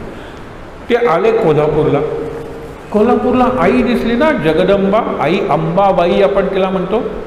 मग तिथे लगेच त्यांनी आपण म्हणतो ना, देव्य पराध क्षमापन स्तोत्र, कुपुत्रो जायेत क्वचिदपि कुमादान भवती, there can be a bad son but there can never ever be a bad mother. ते स्तोत्र परत परत सांगितलं त्यांनी. कुपुत्रो जायेत क्वचिदपि कुमादान भवती. आणि शेवटी काय सांगतात माहीत आहे ना, तुझ्यासारखी पापांचा नाश करून उद्धार करणारी कोणी नाही आहे, आणि माझ्या इतका पापी या जगात कोणी नाही आहे. माझा उद्धार करणं हा तुला चॅलेंज आहे. चॅलेंज आहे ते म्हणतात. स्वीकार, यथेच्छसी तथा कुरु. तुला काही करायचं तर कर, मी हा असा तुझ्यासमोर उभा आहे. पंढरपूरला गेले. पंढरपूरला गेल्यानंतर ते म्हणतात हे पांडुरंगन वगैरे ह्या कथा ठेवा, भक्तीच्या आहेत त्या. परब्रह्मलिंगम भजे पांडुरंगम. परब्रह्माची खूण आहे हा पांडुरंग, आणि परब्रह्म आहेच आहे. नंतर सृष्टी निर्माण झालेली आहे म्हणून युगे 28 विटेवरी उभा. हा अक्षय उभा आहे, हा ब्रह्म आहे. ब्रह्माला आकार दिल्यानंतर तुम्हाला त्याची पूजा करता येईल, वारी करता येईल, प्रदक्षिणा घालता येईल. हा एक भाग आहे, भाव आहे. परंतु हे परब्रह्मलिंगम, लिंग ही खूण आहे. आता शिवलिंग त्याला ज्योतिर्लिंग का म्हणतो? ती ज्योतीची खूण आहे, लक्षात ठेवा. आणि ज्योती कशाची? तर यज्ञातली ज्वाला. यज्ञातली ज्वाला का? The Arctic home in the Vedas. हा ग्रंथ आहे टिळकांचा, की आर्टिक म्हणजे नॉर्थ पोल. अजूनही तिथे प्रचंड थंडी, म्हणजे तिथे 6-6 महिने असला तर दिवस असेल, 6-6 महिने रात्र असेल, कायम फ्रोझन असं ॲटमॉस्फिअर असेल. तिथे राहत होती ही मंडळी, आणि तिथे यज्ञ केल्याशिवाय त्यांचा दिवसच सुरू व्हायचा नाही. यज्ञ संस्कृती was alive in them, through them. आणि तिथे एवढी बर्फाची लाट आली की तिथे राहणं त्यांना असह्य झालं, आणि ते खाली आले सायबेरिया वगैरे असं करत सिंधू नदीच्या काठावर सेटल झाले. सेटल झाल्यानंतर या मधल्या काळात यज्ञाशिवाय ते राहू शकत नव्हते. म्हणून शिवलिंग हे खालची जी शाळुंक आहे की ज्याच्यावरून ते अभिषेकाचं पाणी, ते यज्ञकुंड आहे, आणि हे शिवलिंग आहे, ती खूण आहे. ज्योतिर्लिंग, 12 ज्योतिर्लिंग म्हणतो आपण. रामेश्वरपासून सुरुवात करून काठमांडूपासून जाते, या सगळ्यांची तुम्ही जागा बघा. मी जिओग्राफी सांगत नाही, स्पिरिच्युअल जिओग्राफी सांगतो. खूप अर्थ आहे. केवढी परंपरा आहे आपले. महाकालेश्वर मंदिर उज्जैनला आपण म्हणतो. महाकालेश्वर नाव काय? आत्ताही तुम्हाला सांगतो, त्या लिंगाच्या बरोबर तुम्ही जर अशी इमॅजिनरी लाईन काढली, दॅट इज 0 मेरिडियन. काळाचे बरोबर 2 भाग होतात, इकडे 12 तास आणि इकडे 12 तास. 24 तासाचा काळ. The 0 meridian goes through, it pierces through that Shivling at Ujjain, Mahakaleshwar. काळ, आणि ही गोष्ट नाही त्याने मान्य केलेली आहे. आता असं काही ते लिंग फोडावं लागत नाही, कम्प्युटर डज दॅट वर्क. आणि आपण उगीच GMT 5.5 तास अलीकडे 5.5 तास गुलामी आहे ती. सगळ्या जगाने भारताची वेळ मांडली पाहिजे हे तिथे सांगितलेलं आहे. तुम्ही सोमनाथला कधी जर गेलात तर तिथे एक सुंदर स्तंभ आहे.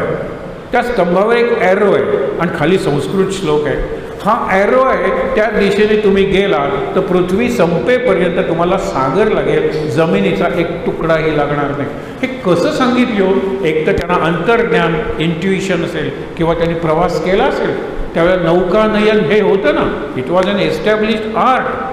नौकानयन ते इकडे भारताच्या पश्चिम किनाऱ्यावरून, ज्याला द्वारका वगैरे म्हणतो, सोमनाथ, तिथून निघाले, सरळ गेले and reach the north pole, that is the end of the earth, planet earth. लक्षात ठेवा. अजूनही तो बाण आहे, अजूनही तो संस्कृत श्लोक आहे. सोमनाथाचा जीर्णोद्धार केला, या खांबाचा जीर्णोद्धार करावा लागला नाही. आणि आता अंटार्क्टिका एक्सपिडिशन जातात, त्यांनी सिद्ध केलं की मध्ये सगळीकडे सागर आहे. लँड साईक पॅच सुद्धा आहे, not a patch of land. हे लक्षात घ्या. केवढं संशोधन आहे. म्हणून 4 मठ स्थापन केले. ऑर्गनायझेशन ऑफ रिलिजन केलं नाही, ऑर्गनायझेशन ऑफ धर्मा. आणि धर्मा धारयती इति धर्मा, that is sustaining, retaining, maintaining force of the universe. त्याला धर्म म्हणलेला आहे. मला जर विचार, धर्म 2 नाहीच आहेत, एकच आहे. आणि त्या धर्माचं पहिलं प्रिन्सिपल जर काय असेल तर force of gravitation. We are all led governed controlled by that gravitational pull और ग्रॅव्हिटेशनल फोर्स. ते इंटायर अनंत कोटी ब्रह्मांड आहेत. हा आपल्याला नुसती स्लोगन नव्हती काही. अनंत कोटी ब्रह्मांड आणि अजून expanding universe, multiple universe, multiverse म्हणतात त्याला. हे वैज्ञानिकांची बोली मी तुम्हाला सांगतोय.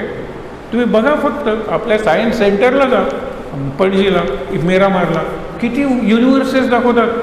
युनिवर्स हे जर ब्रह्मांड, अनंत कोटी ब्रह्मांड, पण ते निर्माण करणारी आणि चालवणारी जी शक्ती आहे, तो नायक आहे, तो माझा गुरु आहे. त्याच्या पायाशी मी बसलेलो आहे, तो माझ्या समोर आहे आणि भीतीचं कारणच नाही आहे. म्हणून लक्षात ठेवा की ग्रॅव्हिटेशनल फोर्स हे सगळ्या धर्मांचं पहिलं तत्व आहे. हे विज्ञानाचं तत्व आहे. You cannot deny. आत्ता आपण बसलेलो आहोत तरीसुद्धा आपण फिरतोय, खूप वेगाने फिरतोय.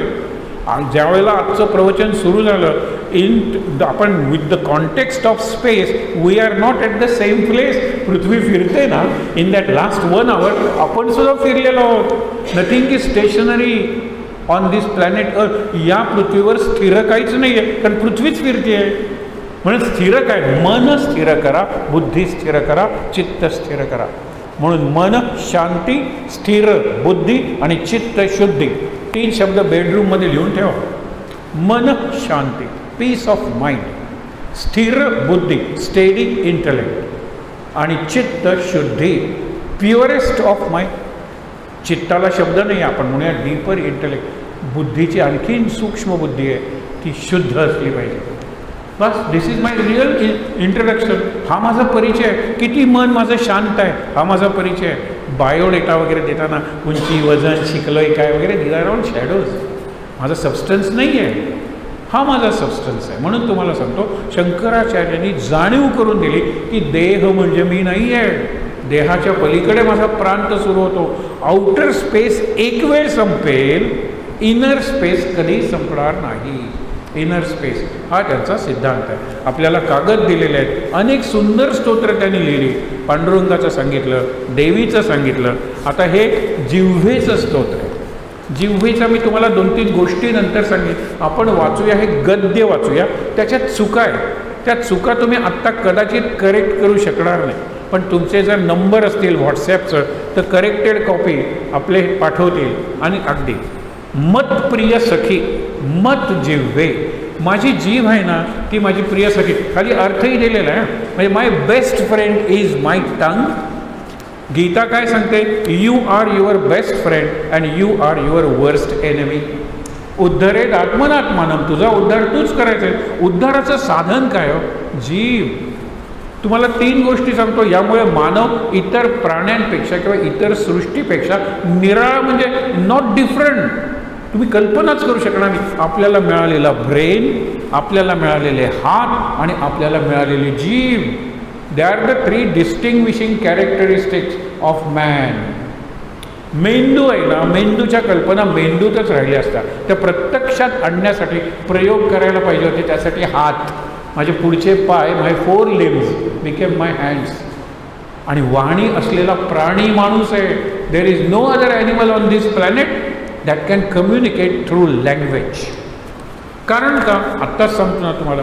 बेडूक आणि हे नेहमीच उदाहरण दिलेलं, सर्प जिव्हा आणि दरदूर जिव्हा. दरदूर म्हणजे बेडूक. बेडकाची जीभ कुठेही बघा, गुगलवर बघा, पुढे चिकटलेली आहे, पुढे चिकटलेली आहे. मग ती एवढी जीभ आहे आत रोल केलेली की त्याच्यासमोर समजा 5 सेंटीमीटर अंतरावर एक किडा आहे, कीटक. त्या कीटकाला बेडूक दिसला तरी कीटक म्हणतो अवे फ्रॉम मी. त्याच वेळेला तो आपली जीभ बाहेर काढतो आणि त्या कीटकाला आत घेतो. बरोबर आपली जीभ मागे चिकटलेली आहे, बेडकाची जीभ पुढे चिकटलेली असते. त्याला शब्द निरनिराळे काढताच येणार नाहीत एक्सेप्ट ड्राव ड्राव ड्राव ड्राव. That is the only sound it make. Doesn't have voice. Voice फक्त माणसाला. आणि म्हणून HMV काढली तेव्हा तो कुत्रा दाखवला, his masters voice. It is not his voice. कुत्र काय गाणार आहे सांगा बरं. His masters voice. एडिसनचा कुत्रा आवडता होता आणि ज्यावेळेला पहिली ग्रामोफोन काढली त्यावेळेला त्यांनी कुत्र्याला अमर केलं. His masters voice. आणि मग आत्ता मी जर सांगितलं तुम्हाला की मी बोलतोय ना, it is my master's voice. काय? That is the realest description. हे कोण प्रवचन? उद्या माईक म्हणेल काय छान प्रवचन मी करतो, तसा हा इथे एक माईकच आहे. घेऊ म्हणून बुद्धी, द इंटलेक्ट, हँड्स, हात अँड माय टंग, जीभ. जिभेची 2 रूप आहे. एक असा अवयव आहे जीभ नावाचा की जो एकच आहे पण 2 कामं करतो. बाकीचे सगळे kidneys are 2, lungs are 2, nostrils are 2, eyes are 2, ears are 2. They are 2 but do 1 function only. 2 पाय पण चालणं एक आहे, ज्ञानेश्वर म्हणतात. 2 कान आहे पण ऐकणं एकच आहे. 2 डोळे पण बघणं एकच आहे. पण एक जीभ 2 कार्य, एक बाहेरून आत खाणं आणि आतून बाहेर बोलणं. And man expresses himself best कसा? फ्रॉम विद इन आउट, आतून बाहेर. आणि आतून बाहेर माझी वाणी येते. बाहेरून जे तुम्ही खाता तेच मी खाईन. अरे बटाटवड्यात मीठ जास्त झाले, तुम्हालाही खारट लागेल, सॉल्टी, तुम्हालाही पंजंट लागेल. हे बाहेरून आतमध्ये फरक नाही, आतून बाहेरमध्ये फरक आहे. आतून बाहेर खूप सांगता येईल, वेळ नाही आपल्याला. पण मतप्रिय, सखी, सखी आहे ना, सख्य भक्ती. दास्यम सख्यम आत्मनिवेदन. आत्मनिवेदन म्हणजे अल्टिमेट भक्ती. म्हणजे विठ्ठल पहावया गेलो, विठ्ठल होऊनिया ठेलो, हे आत्मनिवेदन आहे. मी विठ्ठल बघायला गेलो आणि विठ्ठलातच गेलो. आता विठ्ठल आणि तुकाराम 2 उरलेच नाहीत. हे आत्मनिवेदन आहे. त्याच्या आधी सख्य भक्ती. सखा, रामायणात एक सखा आहे, लक्ष्मण. भरतही आहे पण लक्ष्मण.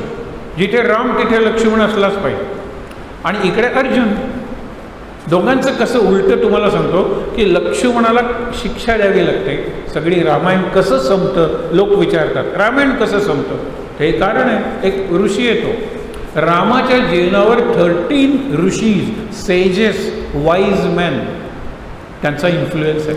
जन्मापूर्वी ते ऋष्यशृंग, त्यांनी तो पुत्र कामेष्टी केला, त्यातून दशरथा घे पायसदान, त्या पायसातून ही मुलं जन्मली, हे आपल्याला माहिती आहे. आणि ते गेल्यानंतर किंवा जायला निमित्त हे ऋषी आहेत. ते म्हणतात मला तुला सांगायचं आहे महत्त्वाचं, कोणीही येता कामा नये. आलं की त्याला देहांत पाहिजे, ठार मार किंवा त्याला मारून टाक. तो म्हणतो विश्वासाचा एकच लक्ष्मण आहे, तो कोणालाही आत येऊ देणार नाही. लक्ष्मण बाहेर उभा आहे. काळ पुरुष, द पुरुष ऑफ टाईम, टाईम पर्सॉनिफाईड, तो आलेला आहे. आणि तो रामाला त्याचं सगळं चरित्र सांगतो. अवतार कार्य संपलेलं आहे, तेव्हा आता या वैकुंठाला परत, हे निरोप घेऊन तो आलेला आहे. हे सगळं चाललेलं असताना दुर्वास ऋषी येतात. दुर्वास ऋषी म्हणतात आत्ताच्या आत्ता मला रामाला भेटायचं आहे. लक्ष्मण म्हणतो की जरा थांबा ना, ते बाहेर आल्याशिवाय आत कोणी जायचं नाही आहे. आणि जो आत जाईल त्याला देहांत प्रायश्चित्त, मृत्यूदंड. त्यावेळेला ते म्हणतात आत्ता जर मला राम भेटणार नसेल तर मी डोळ्यातून अग्नी निर्माण करून अयोध्यात जाळून टाकतो. लक्ष्मण विचार करतो आत मी गेलो तर मी मरेल, मला मृत्यूदंड होईल, पण हे अयोध्या जाळून टाकतील. तो ऋषीवर, कारण दुर्वासांची कीर्ती सगळ्यांनाच माहीत होती, दुर्वास. अशा वेळेला लक्ष्मण आत येतो. त्यावेळेला काळ पुरुष आणि राम बाहेर आलेले असतात आतल्या खोलीतून, पण बाहेर पडलेले नसतात. त्यावेळेला रामाला बरं वाटतं, अरे आत्ता संपलं आमचं. राम सांगतो लक्ष्मणाला बा आत आलास काही हरकत नाही, काही महत्त्वाचं.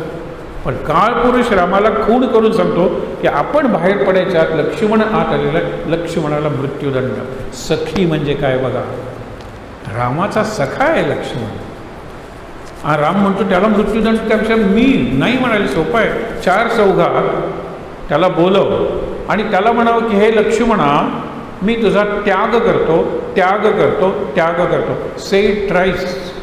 आता ते तलाक पुरतं आलेलं आहे, पण असं सगळ्या प्रतिष्ठित लोकांना, well known citizens in their presence 3 times renounce, मी त्याग करतो, त्याग करतो, त्याग करतो. आणि मग त्या व्यक्तीनं नमस्कार करायचा आणि कायमचं निघून जायचं, तोंड दाखवायचं नाही.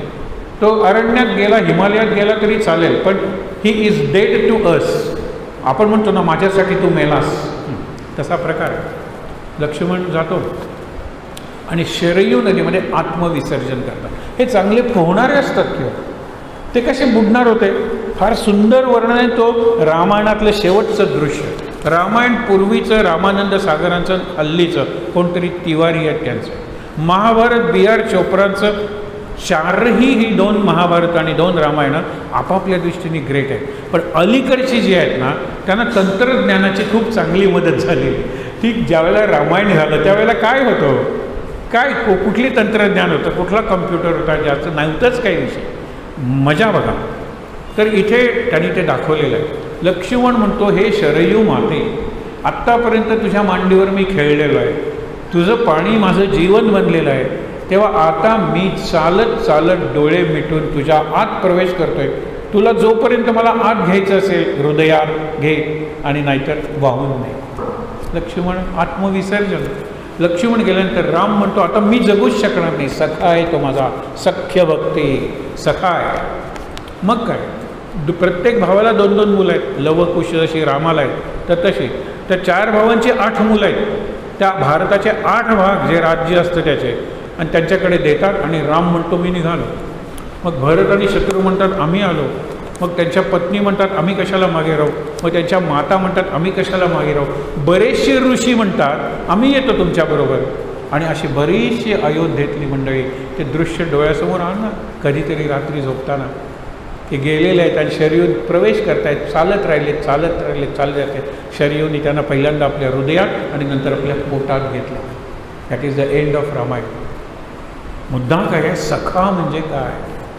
अर्जुन ज्या वेळेला, काय गंमत आहे, कृष्ण इकडे प्राण सोडतो, आपला जो सारथी दारूक त्याला सांगतो अतिशय वेगाने रथ हाक, आणि कुठून द्वारकेपासून तू हस्तिनापूरला जा, आणि एकच वाक्य त्याला सांग, आत्ता मी तुम्हाला कृष्णाचा निरोप देतोय.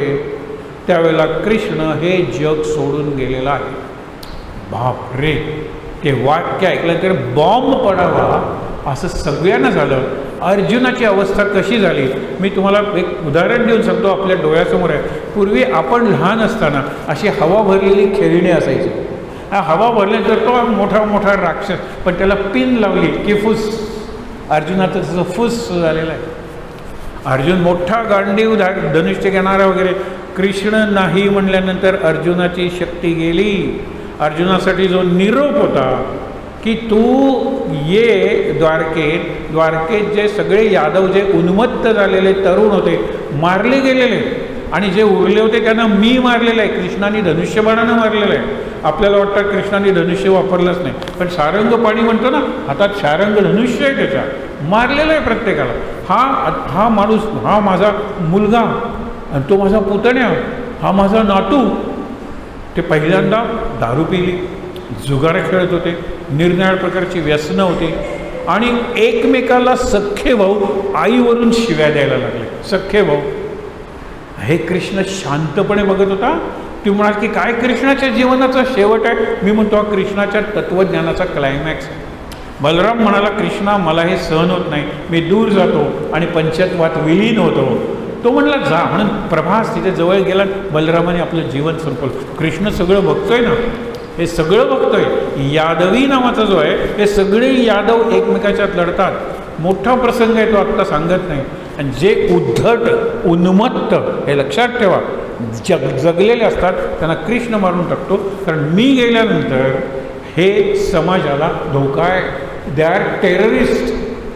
आणि म्हणून उद्धवाच्या देखत, उद्धव यादवच आहे, त्याला सांगितलं तू जगणार आहेस. माझं सगळं तेज ज्या ग्रंथात आहे तो भागवत मी तुला देतोय.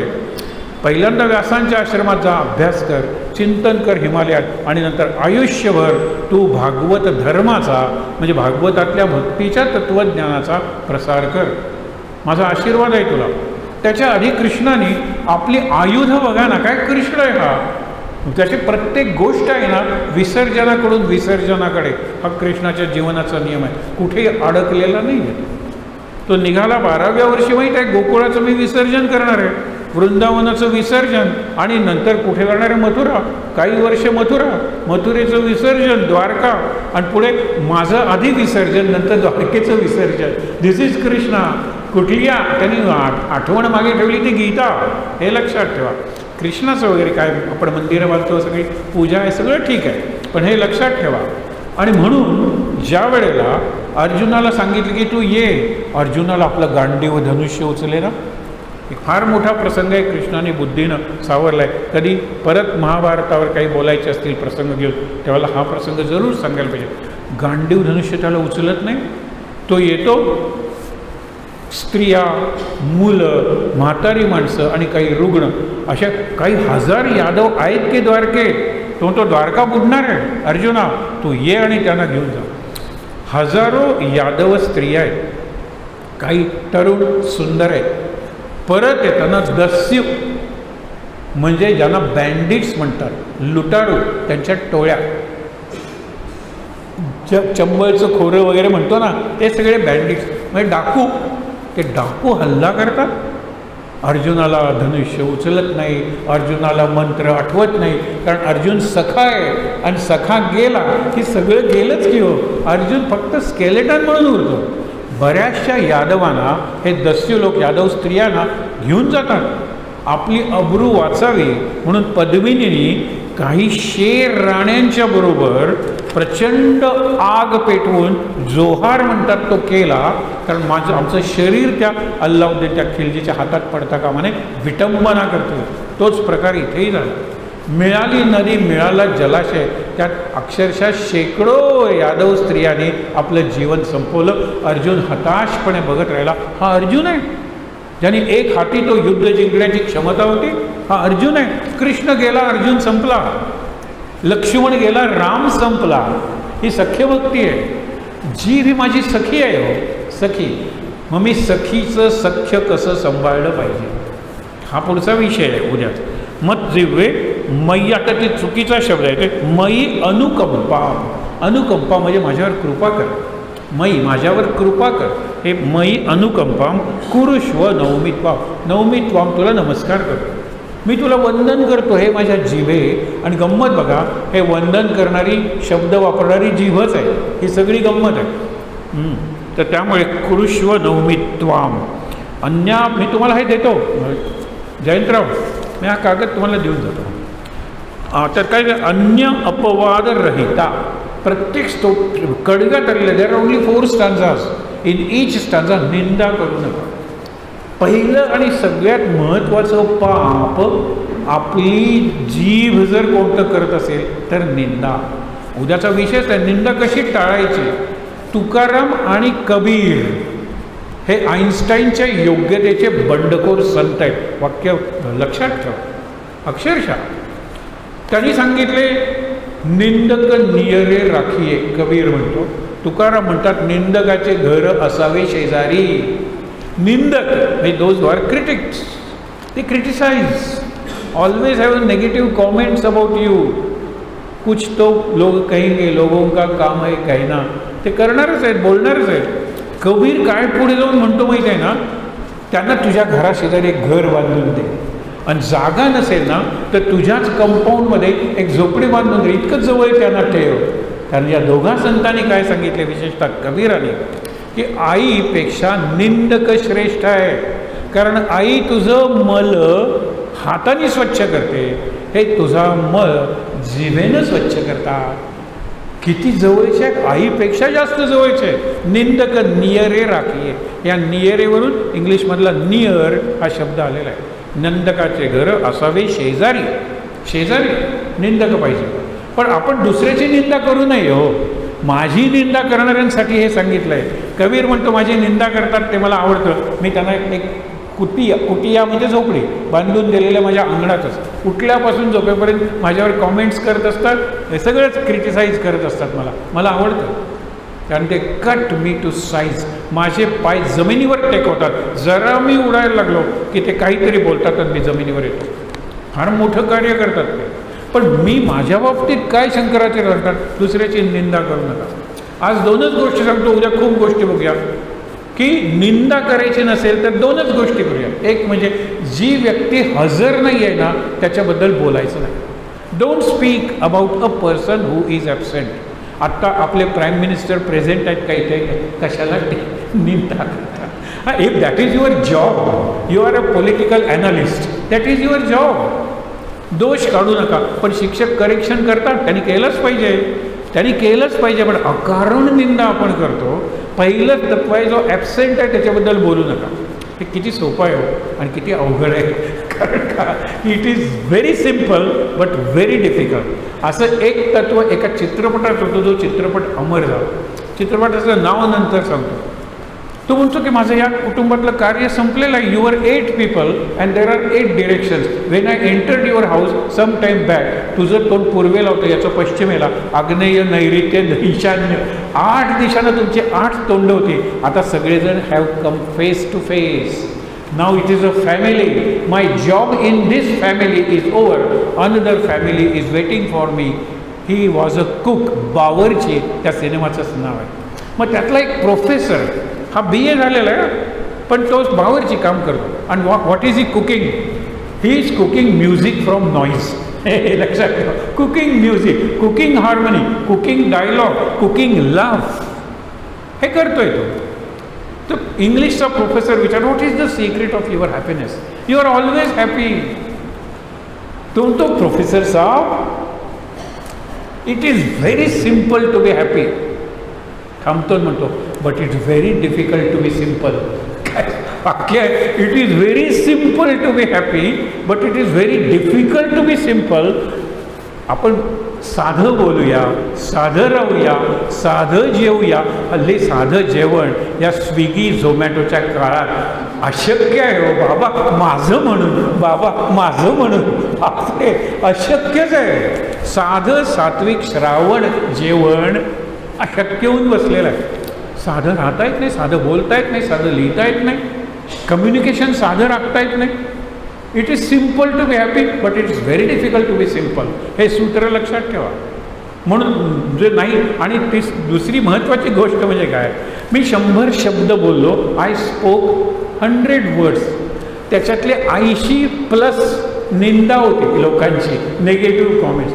मी 100 ऐवजी 50 शब्द बोललो. टू दॅट एक्सटेंट निंदा इज रिड्यूस. 50 ऐवजी मी 15, नॉट 50, 15, नॉट 15, 5 आणि गप्प बसलो तर माझ्याकडून निंदा घडेल का? नाही. Zip your lips. अवघड आहे का? आत्ता सांगितल्याप्रमाणे सोपं आहे, पण सोपं असणं अवघड आहे. काय करायचं, ही गंमत आहे. म्हणून सांगितलेलं अन्य अपवाद म्हणजे लोकांवर टीका करायची. रहिता म्हणजे विदाउट. निंदा बंद करणं लोकांची. आणि त्याऐवजी काय कर, सततम ओम नमः शिवाय इथे हा जप करत राहा. ओम नमः शिवाय हा जप आहे. नमः शिवाय हा पंचाक्षरी मंत्र आहे. शंकराचार्यांचं स्तोत्र आहे, पंचाक्षरी मंत्र. आणि षडाक्षरी 6 अक्षरांचा मंत्र ओम नमः शिवाय हा 6 अक्षरी. त्याच्यावर स्वतंत्र स्तोत्र आहे शंकराचार्यांचं. म्हणून म्हणतो स्तोत्र लिहिली नसती तर ते शंकरच झाले नसते. आणि काय सोपी भाषा आहे, काय लिरिकल सुंदर म्हणता येतात ते. म्हणून अन्य अपवाद रहिता भज सततम ओम नमः शिवाय इथे. पुढे वाणी. आता दुसरं सोपंच आहे. वाणी गुणानुनिलये. निलय म्हणजे घर. प्रशांती निलयम वगैरे सत्य साईबाबांचं आहे ना. निलयम म्हणजे घर, हाऊस, ग्राम. हां, तुझी किती गुणांची तू एकत्रीकरण तुझ्यात झालेलं आहे. तू बोलू शकतेस, सत्य बोलू शकतेस, नम्र बोलू शकतेस, मृदू बोलू शकतेस, लोकांचं कल्याण करणारं बोलू शकतेस, अत्यंत ओजस्वी तेजस्वी बोलू शकतेस, लोकांना इन्स्पायर करू शकतेस. इतके गुण तुझ्यात असताना निंदा का करतेस? परत निंदेचाच शब्द आलेला आहे की वाणी गुणानुनिलये त्वाम वंदे मा कुरुष्व परनिंदा. कशाला दुसऱ्याची निंदा करते? मग घाणी जीभ तू कशाला स्वतःला लोळवून घेते? किती चांगलं करता येण्यासारखं आहे. मौन आहे ना, ती सगळ्यात best of all languages. Silence, मौन. मौनची लँग्वेज आहे की यस, मौन हॅज अ साऊंड, मौन हॅज म्युझिक, मौन हॅज लँग्वेज, मौन हॅज मिनिंग. मौन is the ultimate experience that human. माणूस अल्टिमेट एक्सपिरियन्स काय? मौन. बोलू नका कमी. म्हणून सांगितलं आहे मौन. कुरुष्व परनिंदाम. पुढे त्यज सकल लोक वार्ताम. सगळ्या जगाच्या वार्ता आपल्याला. सध्या एक नवीन जाहिरात आहे बघा, अप्रतिम जाहिरात. तो तिला बोलवतो, व्हेअर आर यू? ती म्हणतात घरी गेलं की काम करा. मला इतकी कामं आहेत, मी दूर आहे, केव्हा पोचेन सांगता येत नाही. काय काम होतं? कंटाळून विचारते. No no, I have got the best gossip. दुसऱ्या दाराला धाडकन ते दार उघडते. She has reached home. Gossip आहे, येते. कल्पना करा, दुसरा कुठला टॉपिक असेल येणार नाही. गॉसिप, हा, हे सकल लोकवार्ता, लोकांच्या गप्पा, चाड्या चुगल्या, आपल्याशी ज्यांचा संबंध नाही त्याच्याबद्दल बोलणं. हे लक्षात ठेवा ना. बऱ्याच वेळेला आपल्याला ती व्यक्ती माहिती नसते, आपण बोलत असतो, आपण सतत बोलतो. म्हणून काय, सकल लोकवार्ता. सगळ्या लोकांची खबर कशाला घ्यायला पाहिजे? ज्यांची घ्यायची त्या आईवडिलांची म्हातारपणी घेत नाहीस, वृद्धाश्रमात पाठवून देतो. बाकी सकल लोकवार्ता. भज, काय कर, सततम ओम नमः शिवाय इथे. पुढचं आता सगळ्यात चवी दिलेल्या आहेत. आणि मला ते बाकीबाब बोरकरांचं बघताना त्यांच्या 2 कविता अगदी घट्ट बसलेल्या आहेत. माझ्या गोव्याच्या भूमीत आणि माझं गाव बोरी. काय सुंदर वर्णन आहे. माझं गाव गरीब आहे, पण तुम्ही दुपारच्या जेवणाला कधीही पोचलात तर गरिबाच्या झोपडीत सुद्धा पाट मांडलेला असतो, ताट वाढलेलं असतं. काय पाट मांडलेला आहे, वेलकम एनी टाईम, जेवलं पाहिजे. आणि नंतर ती माऊली ज्यावेळेला भात वाढते, आता भात आपण सुरई खातो पॉलिश्ड, त्यावेळेला अनपॉलिश्ड रेडिश कलर होता.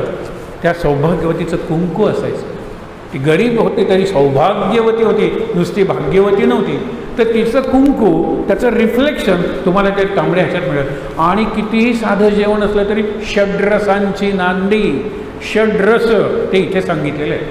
आणि तुम्ही कितीही रेसिपीज काढा, थाय जेवण काढा, कुठलं कॉन्टिनेंटल काढा, कुठलंही काढा, या 6 चवींच्या पलीकडची चव अजून माणसाला निर्माण करत. इतके ते उंच टोप्या घातलेले शेफ्स वगैरे असतात. असं करा, जरा प्रपोर्शन बदललं की नवीन रेसिपी. अरे पण चवी कुठल्या? These are not only the basic. मला विचारतात these are the ultimate test. कुठलं बघा, पहिल्यांदा कडू चव नको असते, पण हल्ली लोक कोविड झाल्यापासून, इम्युनिटी आल्यापासून, आज कुठला रस, ते फिरायला जातात, तिथे त्या बायका बसलेल्या असतात, ते म्हणतात आज बुधवार म्हणजे आज तुम्ही कडुनिंबाचा रस घ्यायचा. कडुनिंबाचा पण ते इम्युनिटी, शरीर what about immunity of mind, हा उद्याचा विषय. इम्युनिटी ऑफ माइंड, लगेच I lose the balance of mind. म्हणतात ना, Wien character is lost everything is lost. Bank balance पूर्णपणे तुमचा लुटून नेला. हल्ली ते सायबर क्राईम घडतात की नाही, टोटल बँक बॅलन्स जरी नेला, don't lose the balance of mind. मनाचा तोल जाऊ देऊ नका. आणि बॅलन्स ऑफ माइंड रिटेन करतो तो संत आहे. सकरी वृत्ती जो संत, तो संत जाणा. ही व्याख्याच आहे संताची. पुढे बघा, सतत कटू, आम्ल म्हणजे आंबट, दुसरी चव. पहिली कडू, आंबट, नंतर त्यांनी सांगितले लवण म्हणजे खारट, लवण म्हणजे मीठ, तिक्त म्हणजे तिखट, स्वादू म्हणजे गोड, आणि कषाय म्हणजे तुरट आणि कडू चव आपल्या जीवनातून गेलेली आहे. कडू औषधं तरी असतात, पण तुरट म्हणजे काय हो? आपण जो मुळा खातो, केळफूल खातो, त्याची जी चव आहे ना, ती तुरट चव आहे. हे आपण आवळे खातो ना, गोल, तुरट चव आहे. ब्रॅकिश म्हणतात त्याला इंग्लिशमध्ये, तुरट चव आहे. या 6 चवी मिळून तुमचं सगळं पाकशास्त्र बनतं की हो. या सांगतात, या सगळ्या सर्व रसवांछाम, या सगळ्या रसाची किती दिवस तू इच्छा करणार आहे. नाही ते खायचं राहिलं, ती चव वगैरे. या वेळेला तिथे गेलो होतो, तो रस मला अजून आठवतो, कारवारला जाऊया पावसात, किती स्मृती आहे. हा संघ आहे, संघ. आणि म्हणून सांगितलं निसंग हो, मुक्त संघ हो, अर्जुनाला सांगितलं आहे.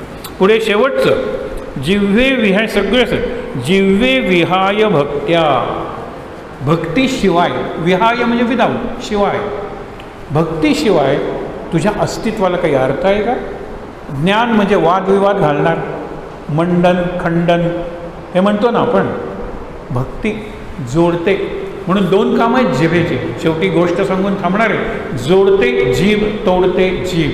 जीभ ही सुई दोरा आहे आणि जीभ ही कात्री आहे. जीभ ही दिती आहे, जीभ ही अदिती आहे. दिती म्हणजे तोडणारी, अदिती म्हणजे जोडणारी. अदितीचे मुलं आदित्य किंवा देव आणि दितेचे दैत्य किंवा दानव. जिभेचा कसा उपयोग करणार? तोडण्यासाठी. दिती म्हणून मग सगळी संतती दैत्य होईल याचं काय? अरे आदित्य पाहिजे मला, अदिती पाहिजे, जोडणारी जीभ पाहिजे, तोडणारी नको. एक गोष्ट सांगून आपण थांबणार आहोत. जिव्हे विहाय भक्त्या, विदाऊट भक्त्या. भज, भक्तीशिवाय राहू नकोस एक क्षणभर सुद्धा.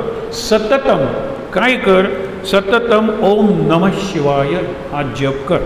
आता शेवटचं रसने, हे दुसरं जिभेचं दुसरं रूप रसना. हे सगळ्यात तर रस सांगितले. एक जीभ आहे तिला जिव्हा म्हणतात, जी बोलते, आणि रसना म्हणजे जी रस चाकते. बाहेरून आत अन्न आहे, बरोबर, आम्ही घेतो, त्याच्यात हे सगळे रस आहे, पण आतून बाहेर नवरस नाहीत का? मला आता त्यांना इन्स्पायर करायचं आहे. आपण म्हणतो शूररस, वीररस, भक्तिरस, शांतिरस, हे रस आहेत ना बाहेरून आत येणारे. बाहेरून आत हे षड्रस, गोड, आंबट, तिखट, तुरट, खारट, हे सगळे बाहेरून आत, पण आतून बाहेर आत्ता सांगितलेले सगळे नवरस. आणि त्या रसांचा समुदाय त्याला रास म्हणलेला आहे. कृष्णाची रासलीला किंवा रासक्रीडा, दुर्दैवाने गणपतीनंतर रासच्या नावाखाली फक्त दांड्या खेळल्या जातात, बाकी काही नाही, त्याच्यात नथिंग पवित्र काहीच नाही आहे. असू दे, इथे लक्षात ठेवा. म्हणून रसने रचितो म अंजली. तू रचना, इतक्या निरनिराळ्या रचना करतेस, चांगलं बोलतेस, चांगली चव घेऊ शकतेस, चांगले रस व्यक्त करू शकतेस, म्हणून तुला मी नमस्कार करतो. अंजली, दोन्ही हात जोडून नमस्कार करतो. एक गोष्ट मात्र तू टाळ, परनिंदा परुष. परनिंदा आणि दुसऱ्याचं मन दुखावणारी. निंदा is one, criticism, negative comments, पण दुसऱ्याचं मन दुखावणारं बोलू नकोस. सगळे संत सांगतात इंद्रियाणा मनशास्मी, गीतेत सांगितलेलं आहे. अर्जुना, सगळे इंद्रियांच्यात मी आहे रे, पण मनात मी जास्त आहे. म्हणून कुणाला शिक्षा द्यायची असेल तर बॉडीला दे, पण मनाला देऊ नकोस. हल्ली शिक्षण क्षेत्रातली बॉडीची काढूनच टाकलेली आहे. So teacher started mental torture, म्हणून दुसरा क्लॉज आणला, मेंटल टॉर्चरसुद्धा नाही. पण घरात पालकांना कोण अडवणार आहे? पालकांना. मी उदाहरण तुम्हाला सांगतो. तो अभ्यास करत नाही तर त्याला काठीनं मार. जास्तीत जास्त हाताचं हाड मोडलं, 1.5 महिन्यात फ्रॅक्चर, ते प्लास्टर घालून नॉर्मल होईल. पण तू त्याच्या मनाला जर दुखवलंस, काही नाही, तुम्ही नापास व्हा, तुम्ही हमाली करणार, तुम्ही दुसरं काय करणार, पण हमाली दुसऱ्या गावात करा, कारण या गावात आम्हाला मान आहे. काय बोलतोय हा बाप? तो मुलगा घर सोडून निघून जातो आणि पुढे बापाला 10 वेळा विकत घेईल एवढी संपत्ती मिळवतो आणि बापाला हेलिकॉप्टर पाठवतो, यायचं असेल तर या. महत्त्वाचा प्रसंग आहे, नवीन घरात प्रवेश करतो. तुम्ही बाबा ते बोललात ना, ते माझ्या कायम लक्षात राहील. शरीराला केलेली शिक्षा it can be corrected by surgery और by plastic, whatever it is, परंतु मनाला. एक कणकोलीच्या भागात एक रिक्षा आहे बघा, त्याच्यात आई वडिलांचा शाप मागे लिहिलं होतं. आत्तापर्यंत आशीर्वाद वाचलं होतं. त्या रिक्षावाल्याला थांबवून विचारलं, आई वडिलांचा शाप, कर्स of parents, otherwise it is blessing of parents. At the back of rickshaw, at the back of truck, आईचा आशीर्वाद, आईचा शाप. तो म्हणतो बसलो, आई वडील बोलायचे, उठलो, मला इतकं नकोसं झालं की मी बाहेर पडलो, कष्ट केले, पैसे साठवले, आज माझ्या 2 रिक्षा आहेत, पण दोन्ही रिक्षांच्या मागे आई वडिलांचा शाप हेच आहे. त्यांनी जर मला काही असू दे रे वगैरे, मी घरातच राहिलो असतो, व्यसनी बनलो असतो, ड्रिंकिंग स्मोकिंग सुरू केलं असतं. पण हार्डवर्क मी केलं, बिकॉज आय लेफ्ट हाऊस, आई वडिलांच्या त्या शापामुळे. सो आय एम, आपण म्हणतो, indebted to the curse of my parents. ती बघण्याची दृष्टी आहे. Nothing is negative, everything is positive. म्हणून शेवटी काय सांगतात, तुला नमस्कार करतो, परनिंदा तर नकोस, पण दुसऱ्याचं मन आहे, परुष, दुसरं मन दुखवू नकोस. शेवटी काय, तू कोण आहेस, मी तुला नमस्कार करतो. नमस्कार प्रत्येक वेळेला केलेला आहे. दुरिता अपहम, दुरित म्हणजे पाप, पाप नष्ट कर. कशामुळे? नाम घेऊन. एरवी जीभ पाप नष्ट कसं करणार आहे? श्रीराम जयराम जय जयराम, वाल्याचं सगळं पाप नष्ट केलं आणि जगाचं पुण्य पिढ्यानपिढ्या, शतकानुशतकं वाल्मिकी त्यातून निर्माण झालं. जीभेचं सगळ्यात स्ट्रेंथ कुठली असेल तर नामस्मरण, हे लक्षात ठेवा. म्हणून दुरितापम नम शिवाय इति आधी प्रणवम भजस्व मंत्र. आता प्रणवम म्हणजे ओम आणि नमः शिवाय. नमः शिवायला ओम जोडा, तो झाला ओम नमः शिवाय मंत्र. सतत ओम नमः शिवाय म्हणत जा. शेवटी एक गोष्ट सांगतो 2च मिनिटात आणि थांबतो. गोष्ट इसापाची आहे. इसाप स्टेल्स आपल्याला माहीत असते आणि त्या गोष्टी इतक्या आपल्या मनावर आहेत की आपल्याला वाटतं कोल्हा हा इंटेलिजंट आहे. आपलं कुत्रं आहे ना, that is more intelligent because expose to so many. कोल्हा आला तर ग्रीन लाईट बघून तो जाणार नाही आहे, रेड लाईट आपली कुत्री थांबतात, गायीसुद्धा थांबतात. त्यांचं एक्सपोजर अर्बन एक्सपोजर आहे. कोल्ह्याला कुठे आहे? पण इसापाने सांगितले कोल्हा हुशार, कोल्हा धूर्त, कनिंग फॉक्स आपल्या मनावर अजूनही आहे. घुबड कसं, निरनिराळ्या प्राण्यांना त्यांनी ॲट्रिब्यूट्स ऑफ ह्युमन म्हणजे माणसाचे गुण आणि दुर्गुण त्यांनी प्राण्यांना चिकटवले आणि गोष्टी सांगितल्या. कारण का? तो गुलाम होता, त्याचा मालक झांथस हा एक जमीनदार होता आणि सगळी कामं इसाप करायचं, स्वयंपाक वगैरे सगळं. आणि शेवटचं काम काय? मला झोप लागे तोपर्यंत गोष्ट सांगितली पाहिजे. रोज नवीन गोष्टी कुठल्या? त्यांनी स्वतः गोष्टी लिहायला सुरुवात केली. प्राण्यांच्या, पक्ष्यांच्या, या सगळ्या इसापाच्या कथा आहेत. त्याच्यात एक कथा, एक दिवस त्याचा मालक झांथस त्याला सांगतो की आज जी माणसं येणार आहेत ती मला बिलकुल आवडत नाही, असा स्वयंपाक कर की ती माणसं पुन्हा आपल्या घरी येता कामा नये. डन, तो म्हणतो आणि करतो भाई. लोक म्हणतात की पुन्हा या गावात आलो तर आम्ही झोपायला तुमच्याकडे येऊ, पण जेवायला दुसरीकडे येणारच नाही तुमच्याकडे. हां, तो म्हणतो की वाह शाबास. एक 15 दिवसानं तो म्हणतो आज जे माझे मित्र येणार आहेत ते हवेसे वाटतात, ते पुन्हा पुन्हा यावे असा स्वयंपाक कर. डन, इसाप स्वयंपाक करतो आणि ते म्हणतात आम्ही या गावात झोपायला दुसरीकडे गेलो तरी जेवायला तुमच्याकडे येऊ. आणि मग तो शांतपणे विचारतो, इसाप पहिल्यांदा ज्यावेळेस तो अत्यंत घाण स्वयंपाक केलास त्यातली जी मेन डिश होती ती कशाची होती रे? निरनिराळ्या जनावरांच्या जिभा मी आणल्या. आणि जीभ हे तुम्ही जर मेनू वाचला ख्रिश्चन हॉटेलमध्ये तर टंग हा तो असतो ना, जीभ हा त्यांचा खाण्याचा पदार्थ आहे. निरनिराळ्या प्राण्यांच्या जिभा आणल्या आणि त्याची भाजी केली. इतकी घाण भाजी झाली कारण जिभे इतकं घाण बोलणारं दुसरं काही नाही आहे. आणि दुसऱ्या वेळेला सुद्धा मी निरनिराळ्या प्राण्यांच्या जिभाच आणल्या, त्याची भाजी केली कारण जिभे इतकं अमृत निर्माण करणारं दुसरं काही नाही आहे. हे लक्षात ठेवा, साधी गोष्ट आहे. म्हणजे जिभेला खूप मोठं आहे. एक फार सुंदर संतांचा दृष्टांत सांगतो विचार करण्यासाठी. संवाद आहे जीभ आणि दातातला. दात म्हणतात काय जीभ, जिभेला हाड नाही आपण मराठीत म्हणतो, पण कोणाच्या जिभेला हाड आहे? लिबलिबीत जीभ असते. आम्ही आहोत ना, किल्ल्याचं बुरुज असतात, टणक, कणखर, स्ट्रॉंग, म्हणून तुझं रक्षण होतं. एरवी काय, जीभ ऐकून घेतो, बरोबर आहे बाबा तुमचं, तुम्ही जर नसतात तर माझं काय झालं असतं. इतक्यात समोरून एक पैलवान येत असतो. तो जवळ आल्यानंतर जीभ त्याला एक शिवी देते. पैलवानाला एवढा राग येतो, एक पंच मारतो, ते 32 दात खाली पडतात, ऑल टीथ. त्यावेळेला जीभ त्या दातांकडे बघून म्हणते, आता सांगा कोण कोणाचं रक्षण करत होतं, कोण कोणाचं रक्षण करत होतं. आणि त्यानंतर ती जीभ म्हणते, ते फार महत्त्वाचं आहे, अरे ज्या वेळेला तो मूल म्हणून जन्मला त्यावेळेला मी होते, पण दातानो तुम्ही नव्हतात. म्हातारा झाल्यानंतर दातानो तुम्ही नसणार आहात, पण मी असणारच आहे. जी कायम असते तिचं रक्षण कधी असतात आणि कधी नसतात ते कसं करू शकणार आहे. जीभ त्यांचंच नाही तर आपलंसुद्धा रक्षण करते. एक फिजिकल आहे डिफेन्स, प्रोटेक्शन, पण खरं म्हणजे उद्धार जीभ करते. तो कसा, हा आपला उद्याचा विषय आहे. त्या ठिकाणी जरा ताठ बसूया, डोळे मिटूया, शांत.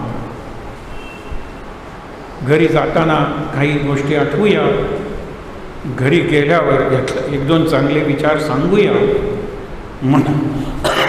मनात रिवाईज करूया, कुठला तरी एक प्रसंग आठवत झोपूया. शंकराचार्यांच्या चरित्रातले कितीतरी प्रसंग आपण बघितले.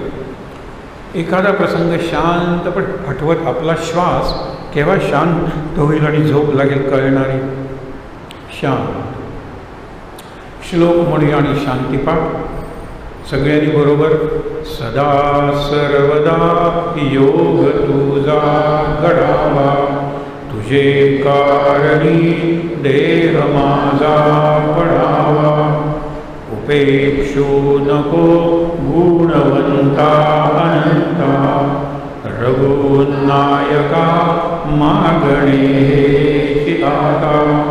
जय जय रघुवीर समर्थ. शांतीपाठ. ओम सहना भवतु सहनौ भुनक्तु सह वीर्यं करवावहै तेनावधीतमस्तु मा विद्विषावहै। ओम शांति शांति शांति। डोळे बंदच ठेवायचे. डीप ब्रीदिंग 3 टाइम्स, 3दा दीर्घ श्वासोच्छ्वास.